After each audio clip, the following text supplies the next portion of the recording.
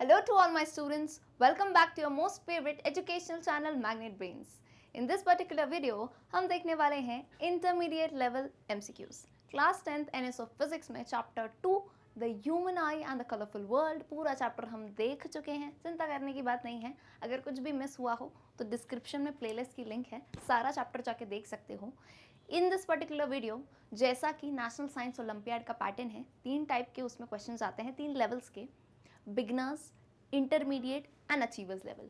Beginners cover कर लिया था लास्ट सेशन में. इसमें हम इंटरमीडिएट लेवल के एमसीक्यूज कवर करेंगे. एमसीक्यू यानी क्या? Multiple choice question. एक क्वेश्चन होगा, 4 ऑप्शन और उन चारों में से होगा कोई एक सही आंसर. तो पूरे वीडियो में 20 क्वेश्चंस देखने वाले हैं. कहानी कैसी चलेगी बता देती हूँ. आपको जो है ना बिल्कुल रेडी रहना है कमेंट सेक्शन में आंसर बताने के लिए. क्वेश्चन नंबर के साथ आंसर अपने बताते जाना. So this is your physics mentor Palak Rakhiyani from Magnet Brains, जहां आपको मिलती है 100% फ्री एजुकेशन केजी से लेकर 12 तक, olympiads and competitives. Let's start without wasting any time भाई. आइए, पैटर्न तो सबको पता ही है, कहानी भी पता है, देखते जाओगे. ये सबसे बेस्ट वे है रिवीजन करने का. रिवीजन में ऐसा नहीं है कि कॉपी उठा के वापस उसी चीज़ को पढ़ते जा रहे हो. रिवीजन यानी क्या? पढ़ लिया, अब क्वेश्चन लगाओ. यानी क्वेश्चन में जो सही जाए वो बढ़िया है, चंगा है, उसको देखना नहीं फिर से. जहाँ गलती करी मतलब उस टॉपिक को आपको फिर से पढ़ना है, कोई दिक्कत नहीं है. So let's begin with question number 1 on your screen. For Rayleigh elastic scattering, size of scatterer X should be A, B, C या डी. देखो बेटा, इंटरमीडिएट लेवल आ चुका है तो बिगनर से एक स्टेप आगे होगा. अगेन ऐसा कोई भी क्वेश्चन नहीं है जो हमसे नहीं बनेगा. ये क्वेश्चन इंपॉर्टेंट है क्योंकि अगर कोई भी नई चीज़ आती है, यहाँ पे कोई भी नई चीज़ आती है तो उसे भी आप नोट डाउन करोगे अलग से. ठीक है, आंसर कैसे देना है और कहाँ देना है कमेंट सेक्शन में बताओ, और बिना क्वेश्चन नंबर आंसर मत देना. क्या कर देते हो, ABCD लिख देते हो. मुझे कैसे पता चलेगा कौन सा क्वेश्चन है? क्वेश्चन नंबर 1 लिखो, डैश लगाओ और ऑप्शन दे दो. सिर्फ ऑप्शन भी लिखोगे तो भी चलेगा. ABCD क्वेश्चन नंबर लिख के only the options. Is it clear? Giving you some time for the question. थोड़ा सा मैं वक्त देती हूँ कि आप सॉल्व कर लो उसे. जो भी आंसर लगे, सही गलत लग रहा हो, भेज दो. उसके बाद जो मैं आपको बताऊंगी यहाँ पे सोल्यूशन. स्कैटरिंग की बात है, थोड़े थोड़े हिंट्स देती जाऊंगी मैं बीच में. स्कैटरिंग ऑफ लाइट पढ़ा था सबसे लास्ट टॉपिक. तो उसी स्कैटरिंग में रेले, साइंटिस्ट का नाम है रे ले बोलते हैं कुछ लोग, रे लेग बोलते हैं. अब इनके नाम होते हैं थोड़े अतरंगी, तो उसी हिसाब से जैसे प्रोनाउंस करो, कोई दिक्कत नहीं है ना. रेले की इलास्टिक स्कैटरिंग में कहा था साइज ऑफ स्कैटरर. नाउ स्कैटरर कौन है? वो एटम, वो डस्ट पार्टिकल, जो पार्टिकल स्कैटर करे लाइट को. तो यानी स्कैटरिंग में हो क्या रहा था, एक मान लो ये एटम है, यहाँ से आई एक रे ऑफ लाइट, इसने क्या किया, इसने इसको स्कैटर कर दिया. स्कैटर यानी क्या? बिखेर देना. बोलो मैम हर कहीं बना रहे हो रेज, क्योंकि हर कहीं जाती है. स्कैटरिंग का मतलब ही ये है, डायरेक्शन ऑफ लाइट चेंज कर दी, यानी इधर से उठा के कहीं भी फेंक दी. That is scattering. तो ये जो स्कैटरिंग करेगा, ये एटम है, इसका नाम होता है स्कैटरर. अब वो बेटा एटमॉस्फेयर में कितने तरह के स्कैटरर होंगे. कुछ डस्ट पार्टिकल्स होंगे, फॉरेन पार्टिकल्स, कोई पॉलेंस, कुछ भी. ये जो भी पार्टिकल्स आइडल होंगे उन्हें स्कैटरर नाम दे दिया जाता है. अब ये स्कैटरर जो है इसको एक्स से रिप्रेजेंट करते हैं, और इसका जो रिलेशन है किसके साथ दिया है? लैम्डा. ये लैम्डा क्या होता है बेटा? वेवलेंथ. जो लाइट की वेवलेंथ पड़ी है उससे इसका कोई रिलेशन है. यानी रेले की स्कैटरिंग तभी वैलिड होगी. ये कौन सा केस है, A, B, C या D? पूरा पढ़ा चुकी हूँ मैं. क्लियरली ये बात कही जाती है कि जब साइज ऑफ स्कैटरर, ध्यान से सुनना, साइज ऑफ स्कैटरर लाइट की वेवलेंथ से बहुत छोटी हो, यानी ये बोलते हैं ना इत्तू सा था, तो इत्तू सा जब पार्टिकल होगा और वेवलेंथ बड़ी होगी, तब जो है रेले की जो है स्कैटरिंग को हम वैलिड मानते हैं उसकी इलास्टिक स्कैटरिंग के हिसाब से. तो यानी ऑप्शन कौन सा है? अब मैंने जानबूझ के ना साइन नहीं बना के दिखाया क्योंकि एकदम से पता चल जाता. गलती कहाँ करते हो, ये मुंह खोलने वाले साइन ही आज तक कुछ लोगों को आते ही नहीं है कि ग्रेटर देन है, लेस देन है, कुछ भी नहीं है बेटा. इसको सिर्फ एक तरीके से समझा करो. 2-3 तरीके से समझोगे दिक्कत हो जाएगी. एक ही फिनोमेना लेके चला करो कि जहाँ मुंह खुला हुआ है, मुंह खुला यानी ऐसे करता हुआ, ये मुंह खुला है ना इसका, ये मुंह बड़ा सा खुला है, जहाँ मुंह खुला है वो वाली क्वांटिटी बड़ी है. That's it. 5-6 चीज़ें लेके चलोगे भूल जाओगे कि ये पीछे है तो ये छोटा है, आगे है तो, अरे यार एक चीज़ याद करो ना. एक चीज़ करोगे दूसरी ऑब्वियसली ऑपोजिट है.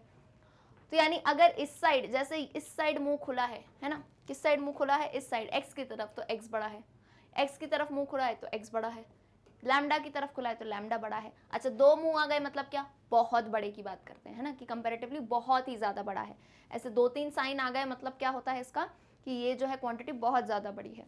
तो मैंने क्या बोला आपको, लैम्डा बहुत बड़ा होना चाहिए स्कैटर की साइज के कंपैरिजन में। तो ये लैंग्वेज बोली, इसको कैसे आप रिलेट करोगे, अगर ये x है और ये लैम्डा है, तो मैंने क्या कहा, लैम्डा बहुत बड़ा होना चाहिए, तो मुंह किसकी तरफ खोलूं मैं, लैम्डा की तरफ। बड़ा नहीं बोला मैंने, कहा बहुत बड़ा, तो बहुत के लिए एक और लगा दो। कैसा दिख रहा है ये, ऑप्शन डी जैसा दिख रहा है कि नहीं, तो option D is the correct answer. पहला क्वेश्चन था, कोई बात नहीं अगर आंसर नहीं दे पाए हो, सेकंड क्वेश्चन से सबके आंसर दिखने चाहिए मुझे। Question number 2, a piece of cloth looks red in sunlight. It is held in the blue portion of a solar spectrum. It will appear A red, B black, C blue, D white. कुछ नहीं है, basic सा phenomena आपको एक लगाना है, कुछ भी सॉल्व करने जैसा तो भाई इसमें है ही नहीं, फिनोमेना आपके ऊपर है। जल्दी से टाइम लो, सेकंड क्वेश्चन का ऑप्शन बताओ, ए बी सी या डी, क्या होगा, ए बी सी या डी, क्या आएगा आंसर। क्वेश्चन एक बार हिंदी में समझा दूं, एक पीस ऑफ क्लॉथ है, कपड़ा है, सनलाइट में आपको लाल रंग का दिख रहा है, वो एक कपड़ा है सनलाइट में लाल रंग का दिख रहा है। It is held in the blue portion of a solar spectrum. एक सोलर स्पेक्ट्रम के अगर आप उसको ब्लू पोर्शन में पकड़ के खड़े हो जाओ, ब्लू पोर्शन में, तो वो कैसा दिखेगा, सनलाइट में तो लाल दिख रहा है, लेकिन सोलर स्पेक्ट्रम के अगर आपने ब्लू पोर्शन यानी विबग्योर होता है, violet, indigo, blue, green, yellow, orange, red, उसको आप अगर ब्लू पोर्शन में होल्ड करोगे सोलर स्पेक्ट्रम के, ये पहला केस है, फिर ये दूसरी बात कही है ना, मिक्स मत कर देना। पहले वो सनलाइट में रेड दिख रहा है, फिर आपने क्या किया, एक सोलर स्पेक्ट्रम है, उसके ब्लू पोर्शन इधर पे जो है आपने पीस ऑफ क्लॉथ को रख दिया, तो अब जो है वो कपड़ा आपको कैसा दिखेगा, अभी भी लाल दिखेगा, ब्लैक दिखेगा, ब्लू दिखेगा, व्हाइट दिखेगा। जल्दी से बताओ आंसर, बेसिक लॉजिक के ऊपर है, हल्का सा लॉजिक लगाओगे आंसर बिल्कुल जो है क्लियर हो जाएगा। वही का वही कलर रहेगा, काला हो जाएगा, सफेद हो जाएगा, ब्लू हो जाएगा। चलिए भाई, बहुत ज़्यादा टाइम नहीं देती हूँ मैं, टाइम्स अप। अब देखो क्या कहानी कही गई है, सनलाइट में रेड दिख रहा है, ठीक है, सोलर स्पेक्ट्रम के अगर ब्लू पोर्शन में रख दे, तो बेटा कॉमन सेंस लगाओ ना अपनी, अगर आप ब्लू पोर्शन में रख दोगे तो वो सारी लाइट क्या हो जाएगी, एब्जॉर्ब हो जाएगी, सारी लाइट क्या हो जाएगी, एब्जॉर्ब हो जाएगी। अब अगर सारी लाइट एब्जॉर्ब हो गई, कुछ भी नहीं रहा, आंखें बंद कर लो जरा, आंखें बंद करो, क्या दिख रहा है, ब्लैक दिख रहा है, ब्लू क्यों नहीं दिख रहा, ग्रीन क्यों नहीं दिख रहा, येलो भी तो दिख सकता था, आंखें बंद करने पे ब्लैक ही क्यों दिखता है। तो पहले भी क्लियरली बता चुकी हूँ, ब्लैक कोई रंग नहीं होता है। ब्लैक कब आता है, पहले ब्लैक नहीं आया, ऐसा क्वेश्चन था ना, मुर्गी पहले आई अंडा पहले आया, तो ब्लैक नहीं आया है पहले, सबसे पहले से कलर्स हैं, कलर्स की एब्सेंस में ब्लैक होता है, ठीक है, कलर नहीं हो तब उसे ब्लैक कहा जाता है। क्या बोला, कलर नहीं हो तब उसे ब्लैक कहा जाएगा। तो यहाँ पे जब आप ब्लू पोर्शन में रख दोगे स्पेक्ट्रम की, तो सारी लाइट एब्जॉर्ब हो जाएगी ना, एब्जॉर्ब हो गई तो क्या बचा, कुछ नहीं होता है, तो वहाँ क्या होता है, ब्लैक होता है? जहाँ कुछ नहीं वहाँ अंधेरा, तो ब्लैक, लाइट चली जाती है, क्या दिखता है, अंधेरा। क्यों भाई, कुछ और भी तो दिख सकता था, पिंक, ग्रीन, ऐसा कलर तो दिखे नहीं अंधेरा होने पर, ब्लैक ही क्यों दिखा, बिकॉज एब्सेंस ऑफ कलर्स पे। तो क्लियरली इतना बेसिक सा जो है फिनोमेना लगाना था आपको। क्या होगा answer, option B, black will be the correct answer. जिसने अगर यही कॉन्सेप्ट लगा के आंसर दिया है तो बहुत ही बढ़िया, वेल एंड गुड, और जिसने नहीं दिया वो डीमोटिवेट नहीं हो, कोई बात नहीं, अब एग्जाम में आ जाए तो गलत नहीं करना बिल्कुल।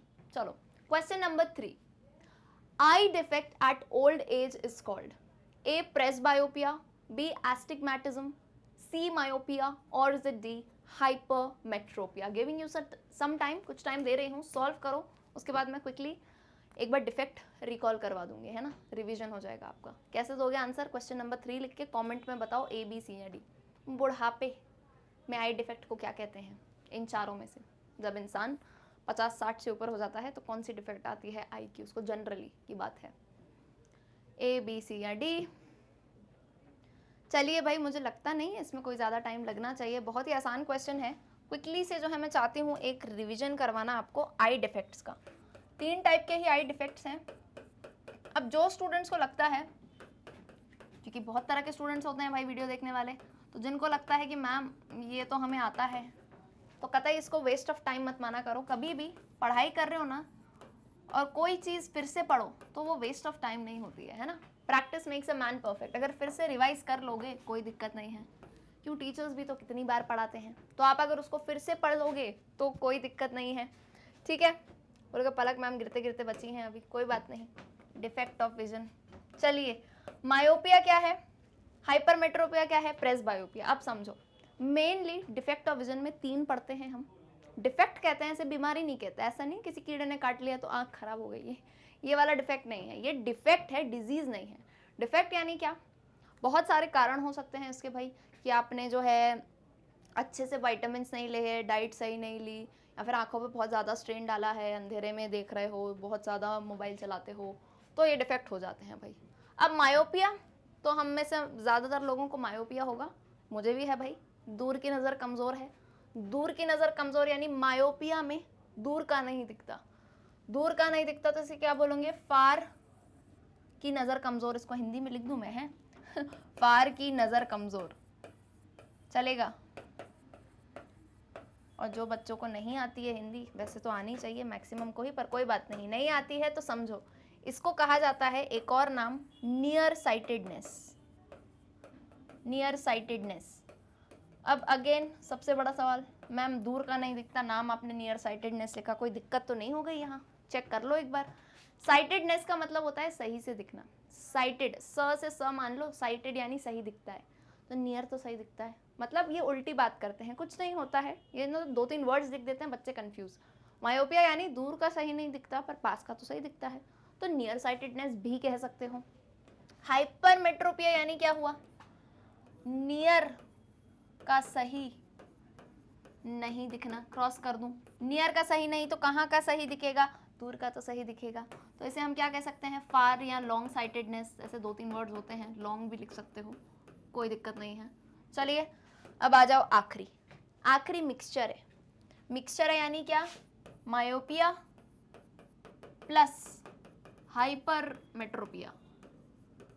मायोपिया प्लस हाइपरमेट्रोपिया को क्या कहा जाता है, प्रेसबायोपिया। यानी एक एज के बाद 50-60 की मान सकते हैं, मोस्टली है, ऐसे कुछ लोगों को अर्ली एज में भी हो जाता है, लेकिन मोस्टली क्या होता है, दोनों हो जाते हैं, दूर का भी सही से नहीं दिखता, पास का भी सही से नहीं दिखता। इसको ओल्ड एज हाइपरमेट्रोपिया भी कहते हैं, इसको ओल्ड एज हाइपरमेट्रोपिया भी कहा जाता है।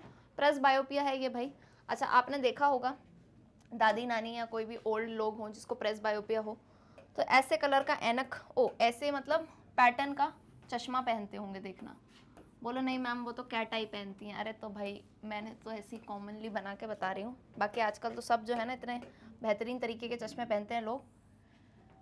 पुराने टाइम में या किसी का पुराने टाइप के चश्मे हो, या आजकल भी आते हैं, ऐसी बात नहीं है, ऐसे टाइप के आपको ना एक लाइन दिखेगी, ये लाइन उसको होती है जिसको प्रेसबायोपिया हो। ये जो लेंस है ना, इस लेंस को बोलते हैं बायफोकल लेंस। बाय यानी क्या, दो बीमारियां हैं, 2 सोल्यूशन। अब जैसे मायोपिया में जिसको दूर की नज़र कमज़ोर है, हम क्या यूज़ करते हैं, कॉनकेव लेंस। तो ऊपर यहाँ इनके, क्योंकि इनको मायोपिया भी है तो कॉनकेव लेंस लगा दिए, दूर का सही दिखेगा। और ये नीचे जो कर्व होता है ये होता है कॉन्वेक्स लेंस, क्योंकि हाइपरमेट्रोपिया है। कॉनकेव कॉन्वेक्स क्यों है, अगर आगे क्वेश्चन आता है तो मायोपिया हाइपरमेट्रोपिया भी पूरा स्टडी कर लेंगे, ठीक है। अभी के लिए आई थिंक पता होगा, कॉनकेव लेंस मायोपिया में, कॉन्वेक्स हाइपरमेट्रोपिया पे। तो ऐसे दोनों चश्मे होते हैं, बायफोकल लेंस कहते हैं। खैर आजकल तो बहुत बढ़िया टेक्नोलॉजी है कि आपको ये लाइन भी नहीं दिखती है, प्रोग्रेसिव लेंस के नाम से शायद आते हैं ये, तो ये लाइन भी नहीं दिखती है, बिल्कुल ऐसा दिखता है, पता ही नहीं चलेगा प्रेसबायोपिया वाले का चश्मा है, ठीक है। तो ओल्ड एज वाली आई डिफेक्ट कौन सी है, जिसने ए आंसर दिया हो बेहतरीन, प्रेसबायोपिया।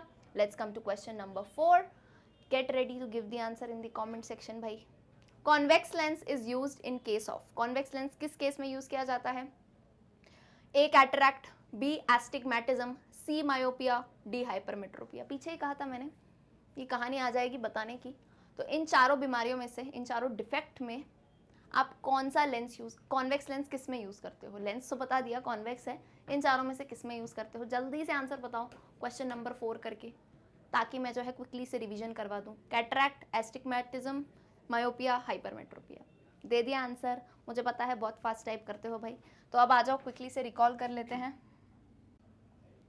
चलिए भाई क्विकली से किसको रिकॉल करते हैं कि कॉन्वेक्स लेंस कहाँ यूज़ किया जाता है। तो अब इसमें जो है मैं फिर से जैसे पढ़ाया था, नहीं ऐसा नहीं चाहिए मुझे भाई, मुझे नॉर्मली।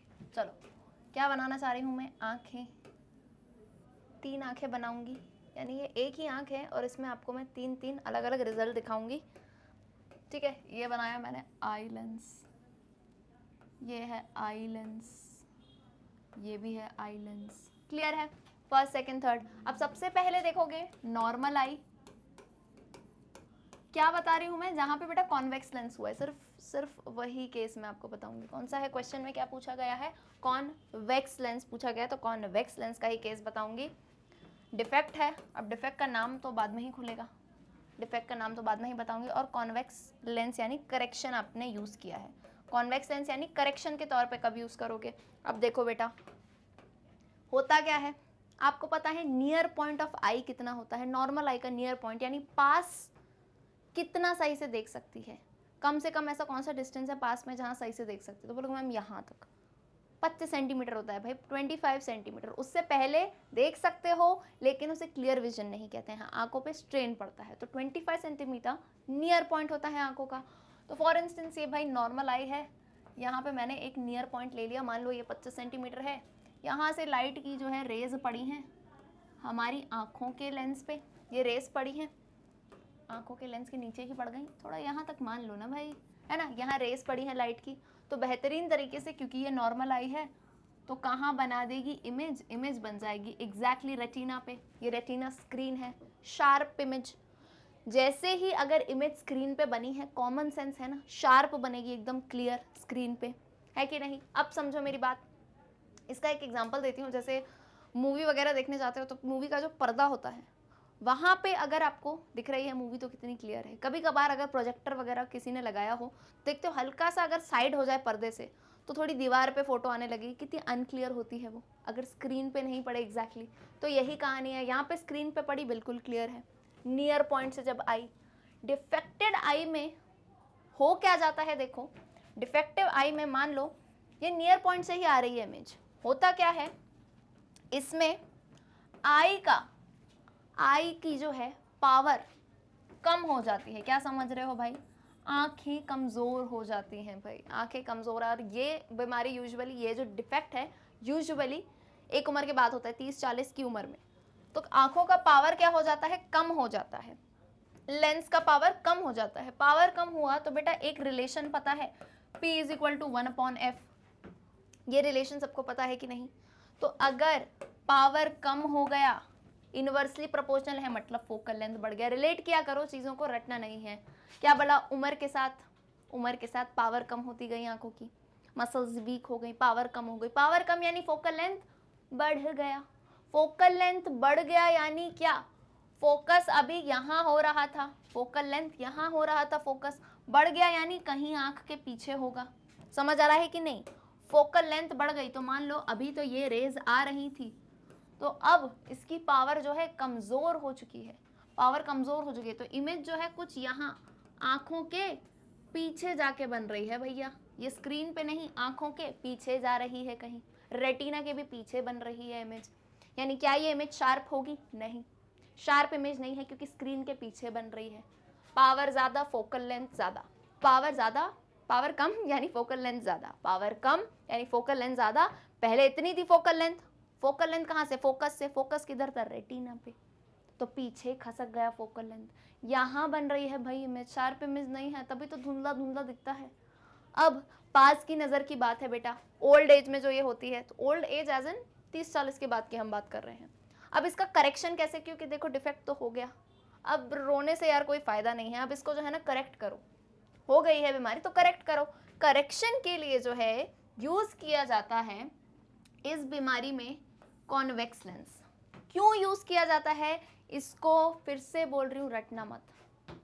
क्यों नहीं रटना, लोग कॉन्वेक्स कॉन्केव बस रटते हैं कि ये काम हो रहा है, आपको पता है क्यों यूज़ होता है कॉन्वेक्स लेंस। कॉमन सेंस लगाओ, किसी चीज़ की अगर पावर कम हो गई है, किसी चीज़ की पावर कम हो गई है तो आप क्या चाहोगे कि उसकी पावर बढ़े, है कि नहीं। किसी चीज़ की पावर कम हो गई तो आप चाहोगे ना पावर बढ़े। अब पावर बढ़ाने के लिए क्या करना पड़ेगा, जैसा ये कॉन्वेक्स लेंस है इसका भाई लाऊंगी तभी तो इसकी पावर बढ़ेगी।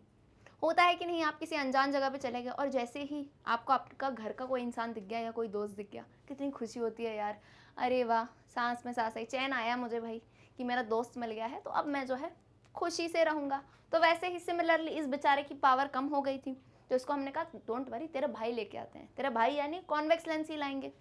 तो अब अगेन लाइट सेम ही जगह से आ रही थी, लाइट जो है सेम ही जगह से आ रही थी। ये आई यहाँ पे पड़ी, यहाँ पे पड़ी। तो ये लेंस करता क्या है? Convex lens. नाम कॉन्वेक्स क्यों है? कैसा काम है इसका? कॉन्वर्जिंग। कॉन्वर्जिंग यानी लाइट रेस को मिला देने वाला। कॉन्वर्जिंग लेंस क्यों कहते हैं बेटा ऐसे? लाइट रेस को मिला देने वाला, दूर से आ रही है तो मिला देने वाला। तो ये क्या करता है? ये अपने भाई के लिए थोड़ा काम करके भेजता है, क्योंकि भाई की वैसी पावर थोड़ी कमज़ोर हो गई है ना, तो उसके लिए थोड़ा काम करके दे देता है। कोई बात नहीं भाई, थोड़ी जो है मैं इसको कन्वर्ट करके भेज देता हूँ। तो छोटा भाई कहता है कोई बात नहीं भाई, तुमने थोड़ा काम कर दिया, बाकी तो हम कर ही देंगे। तो ऑलरेडी जब कन्वर्ज होके आती है तो आई लेंस को ज़्यादा जोर नहीं लगाना पड़ता। तो जब भी ये देखो, पहले बना के बताती हूँ फिर आगे की बात करते हैं। ये देखो यहाँ पे अब बेहतरीन तरीके से जो है कहाँ बनी है इमेज? रेटिना पे। बिल्कुल कहाँ बनी है?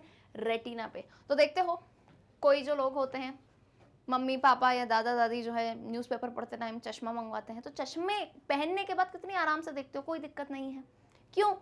क्योंकि आधी मेहनत तो आपके चश्मे के लेंस ने ही कर दी है, आपकी आंखों को थोड़ा सा ही काम करना है। अच्छा, अगेन ये बात मैं पहले भी बता चुकी हूँ कि ये जो है ना, ये लेंस कुछ नहीं करता है, सिर्फ जो है बेवकूफ़ बनाता है हमारे आई के लेंस को। कैसे? ये जो है ये आई लेंस को बता देता है कि भाई सुन, तेरे को क्या लग रहा है, लाइट रेस तो दूर से ही आ रही हैं, पास से थोड़ी ना आ रही है, क्योंकि उसको पास से देखने में प्रॉब्लम है। तो उसको बताता है कि लाइट रेस भाई दूर से आ रही हैं।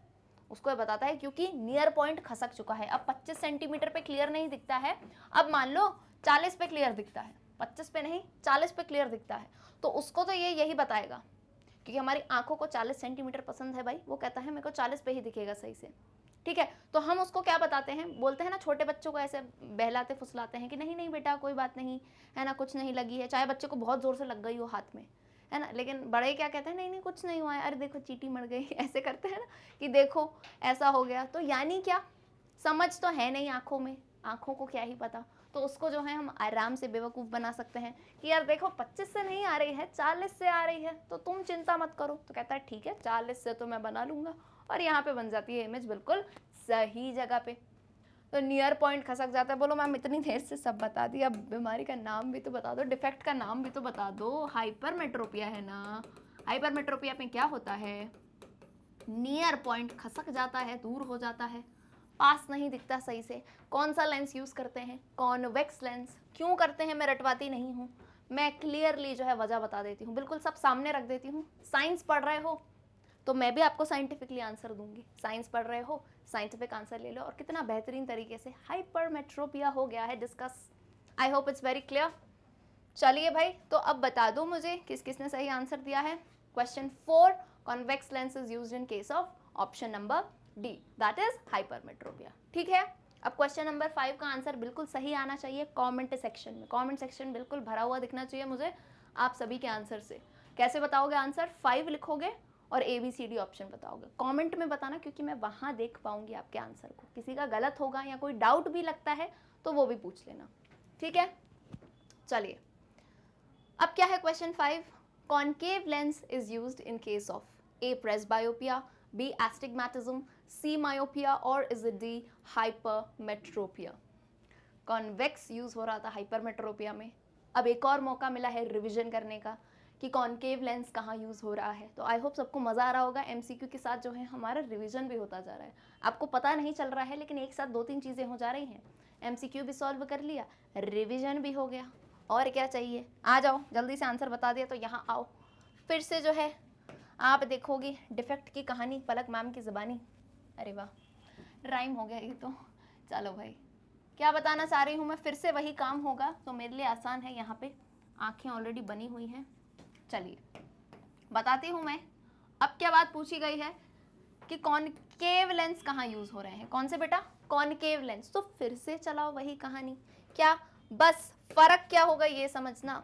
अब लाइट रे यहाँ से नहीं आएगी, अब लाइट रे नियर पॉइंट से नहीं, फार पॉइंट। फार पॉइंट क्या होता है नॉर्मल आई का? इन्फिनिटी, यानी दूर से दूर कितना बेहतरीन देख सकते हो? इन्फिनिटी तक। कुछ बच्चे मानते नहीं है, अरे चांद सितारे सब तो देख रहे हो ना, इन्फिनिटी तक देख सकती है नॉर्मल आई। तो नाउ लाइट रेज, ये बोर्ड्स के लिए भी इंपॉर्टेंट है, आप जो डायग्राम बनाते हो तो डायग्राम को अच्छे से याद रखा करो। अब लाइट रेज कहाँ से आएगी? इन्फिनिटी से। इन्फिनिटी यानी अनंत दूरी से। तो यहाँ मान लो इधर आई लाइट रे, हमेशा पैरेलल, इन्फिनिटी से जब भी बेटा लाइट बनाओ पैरेलल बनाया करो। कुछ ऐसे आ रही है, इन्फिनिटी से आती है तो पीछे डॉट डॉट कर दिया करो, ऐसे डॉट डॉट, और यहाँ इन्फिनिटी, दिस इज इन्फिनिटी का सिंबल। ओके, यहाँ से लाइट रेज आई। अब जो है कॉन्वेक्स लेंस से आंखों का बढ़िया काम करेगा, रेटिना पे जो है एकदम बेहतरीन शार्प इमेज बना देगा। नॉर्मल हेल्दी आई जिसको कोई डिफेक्ट नहीं है, शार्प इमेज ऑन रेटिना। अब क्या होता है कुछ टाइम बाद, जैसे मैंने कहा बहुत ज़्यादा स्क्रीन यूज़ करते हो तो आंखों की मसल्स बेचारी क्या हो जाएंगी? वीक हो जाएंगी। आंखों की मसल्स तो वीक हो जाएंगी, लेकिन पता है क्या होता है? मसल्स वीक हो गई तो इसका मतलब है ये जो फोकल लेंथ है ना, फोकल लेंथ कम हो जाती है। फोकल लेंथ क्या होती है? कम। मसल वीक मतलब क्या? ये आपकी आई लेंस को मसल्स ने पकड़े रखा है। और आंखों पे इतना जब आप बेटा स्ट्रेन डालते हो ना, तभी कहते हैं कि अंधेरे में मत चलाया करो फ़ोन स्क्रीन इतनी देर तक। क्यों? क्योंकि ये आंखों की मसल्स वीक हो जाएंगी। मसल्स वीक होंगी तो क्या होगा? ये इन्होंने पकड़े रखा था, अरे देखो वीक हो जाता है, यानी कोई बुढ़ा इंसान हो किसी चीज़ को पकड़ के रखा हो तो बहुत कम जोर लगाएगा ना। तो जब मसल्स वीक हो गई तो इनका जो है जोर कम हो गया। जोर कम हो गया यानी बहुत ज़्यादा जो है ना ये नहीं पकड़ पा रही हैं टाइट से, पकड़ ढीली हो गई, यानी क्या हुआ? फोकल लेंथ कम हो गया। पकड़ ढीली हुई, फोकल लेंथ कम हो गया। और फोकल लेंथ कम हुआ है तो अगेन एक रिलेशन बताया था मैंने पहले ही, P is equal to 1/f। f अगर कम हुआ है तो इस केस में पता है क्या हो जाता है? आंखों की शक्ति बढ़ जाती है, पावर बढ़ जाता है। तो बोलोगे मैम ये तो बहुत अच्छी बात है, पावर बढ़ रहा है। बेटा कोई भी चीज़ अगर नॉर्मेलिटी में हो बेहतरीन है, ज़्यादा या कम दोनों दिक्कत देती है, ये आज से बात समझ लो, है ना ज़्यादा ना कम। पावर ज़्यादा हो गई तो देखो पावर का गलत इस्तेमाल, यहाँ देखो है इनकी शक्तियों का जो है गलत इस्तेमाल होता हुआ, देखो क्या होगा यहाँ पे। चलो आँख ही चली गई, नहीं आ गई भाई, आ जाओ। अब अगेन रेज तो आएंगी इन्फिनिटी से, ये बीमार वाली आँख है भाई, देखना फोकल लेंथ जो है इनका बढ़ चुका है, लाल रेज आ रही थी ना। चलो अब यहाँ पे रेज आके पड़ी, हुआ क्या? मैंने क्या बोला? फोकल लेंथ कम हो गई है और पावर बढ़ गई है। पावर बढ़ गई है तो ये क्या करता है? बोलते हैं देखो मैं आपको बताता हूँ, मैं इतना पावरफुल हूँ, स्क्रीन तक जाने की क्या ज़रूरत है? स्क्रीन तक जाने की क्या ज़रूरत है? मैं आपको पहले ही इमेज बना के दे देता हूँ यहीं पे कहीं। लो भाई, क्योंकि फोकल लेंथ कम हो गया। पिछले केस में फोकल लेंथ बढ़ गया था तो आगे खसक गया, इस केस में कम हो गया यानी पीछे आ गया। तो देखो जनाब कहते हैं पावर है मेरे पास तो मैं पहले ही बना दूँ। अरे भाई यहाँ विट्रेस ह्यूमर में ही जो है इन्होंने इमेज बना दी, स्क्रीन तक इमेज बनी नहीं। तो कैसी इमेज दिखती है?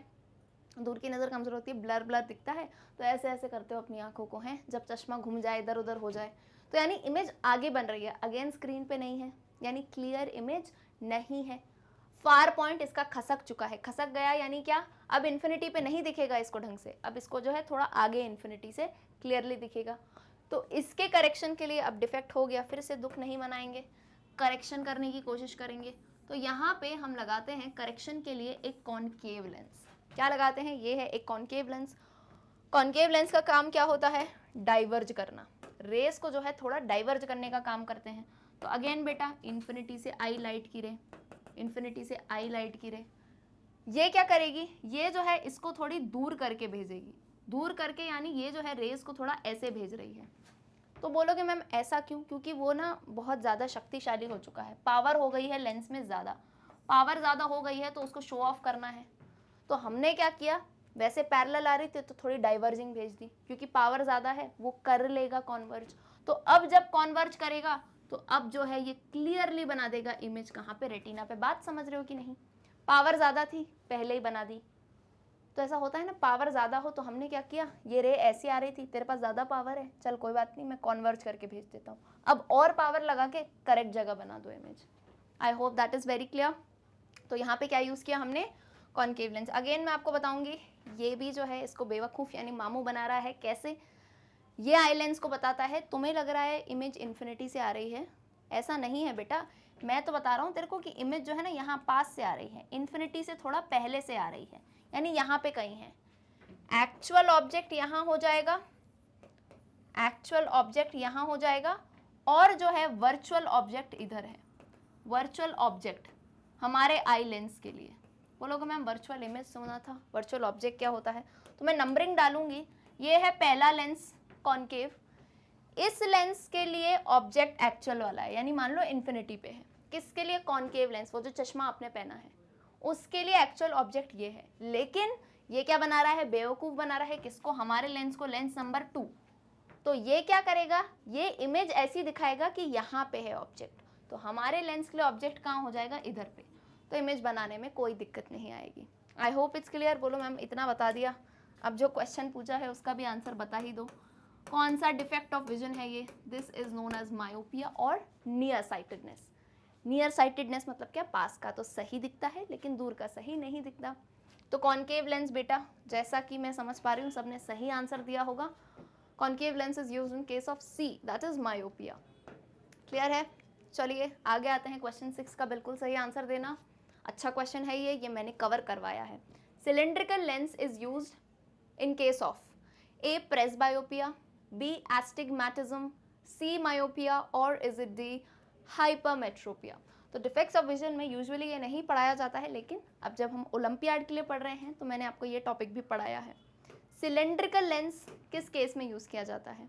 तो इस क्वेश्चन को अगर हो सकता है शायद किसी ने पढ़ा भी ना हो ना, तो एक नई मेथड, मैंने आपको बताया ना ये वीडियो इंपॉर्टेंट क्यों होता है एमसीक्यू की, आप बेटा अप्रोच सीखते हो, क्वेश्चन को सॉल्व कैसे किया जाता है। दिक्कत कहाँ होती है कॉम्पिटिटिव में? बच्चे सोचते हैं बहुत वास्ट सिलेबस है, सब पढ़ के चले जाएंगे।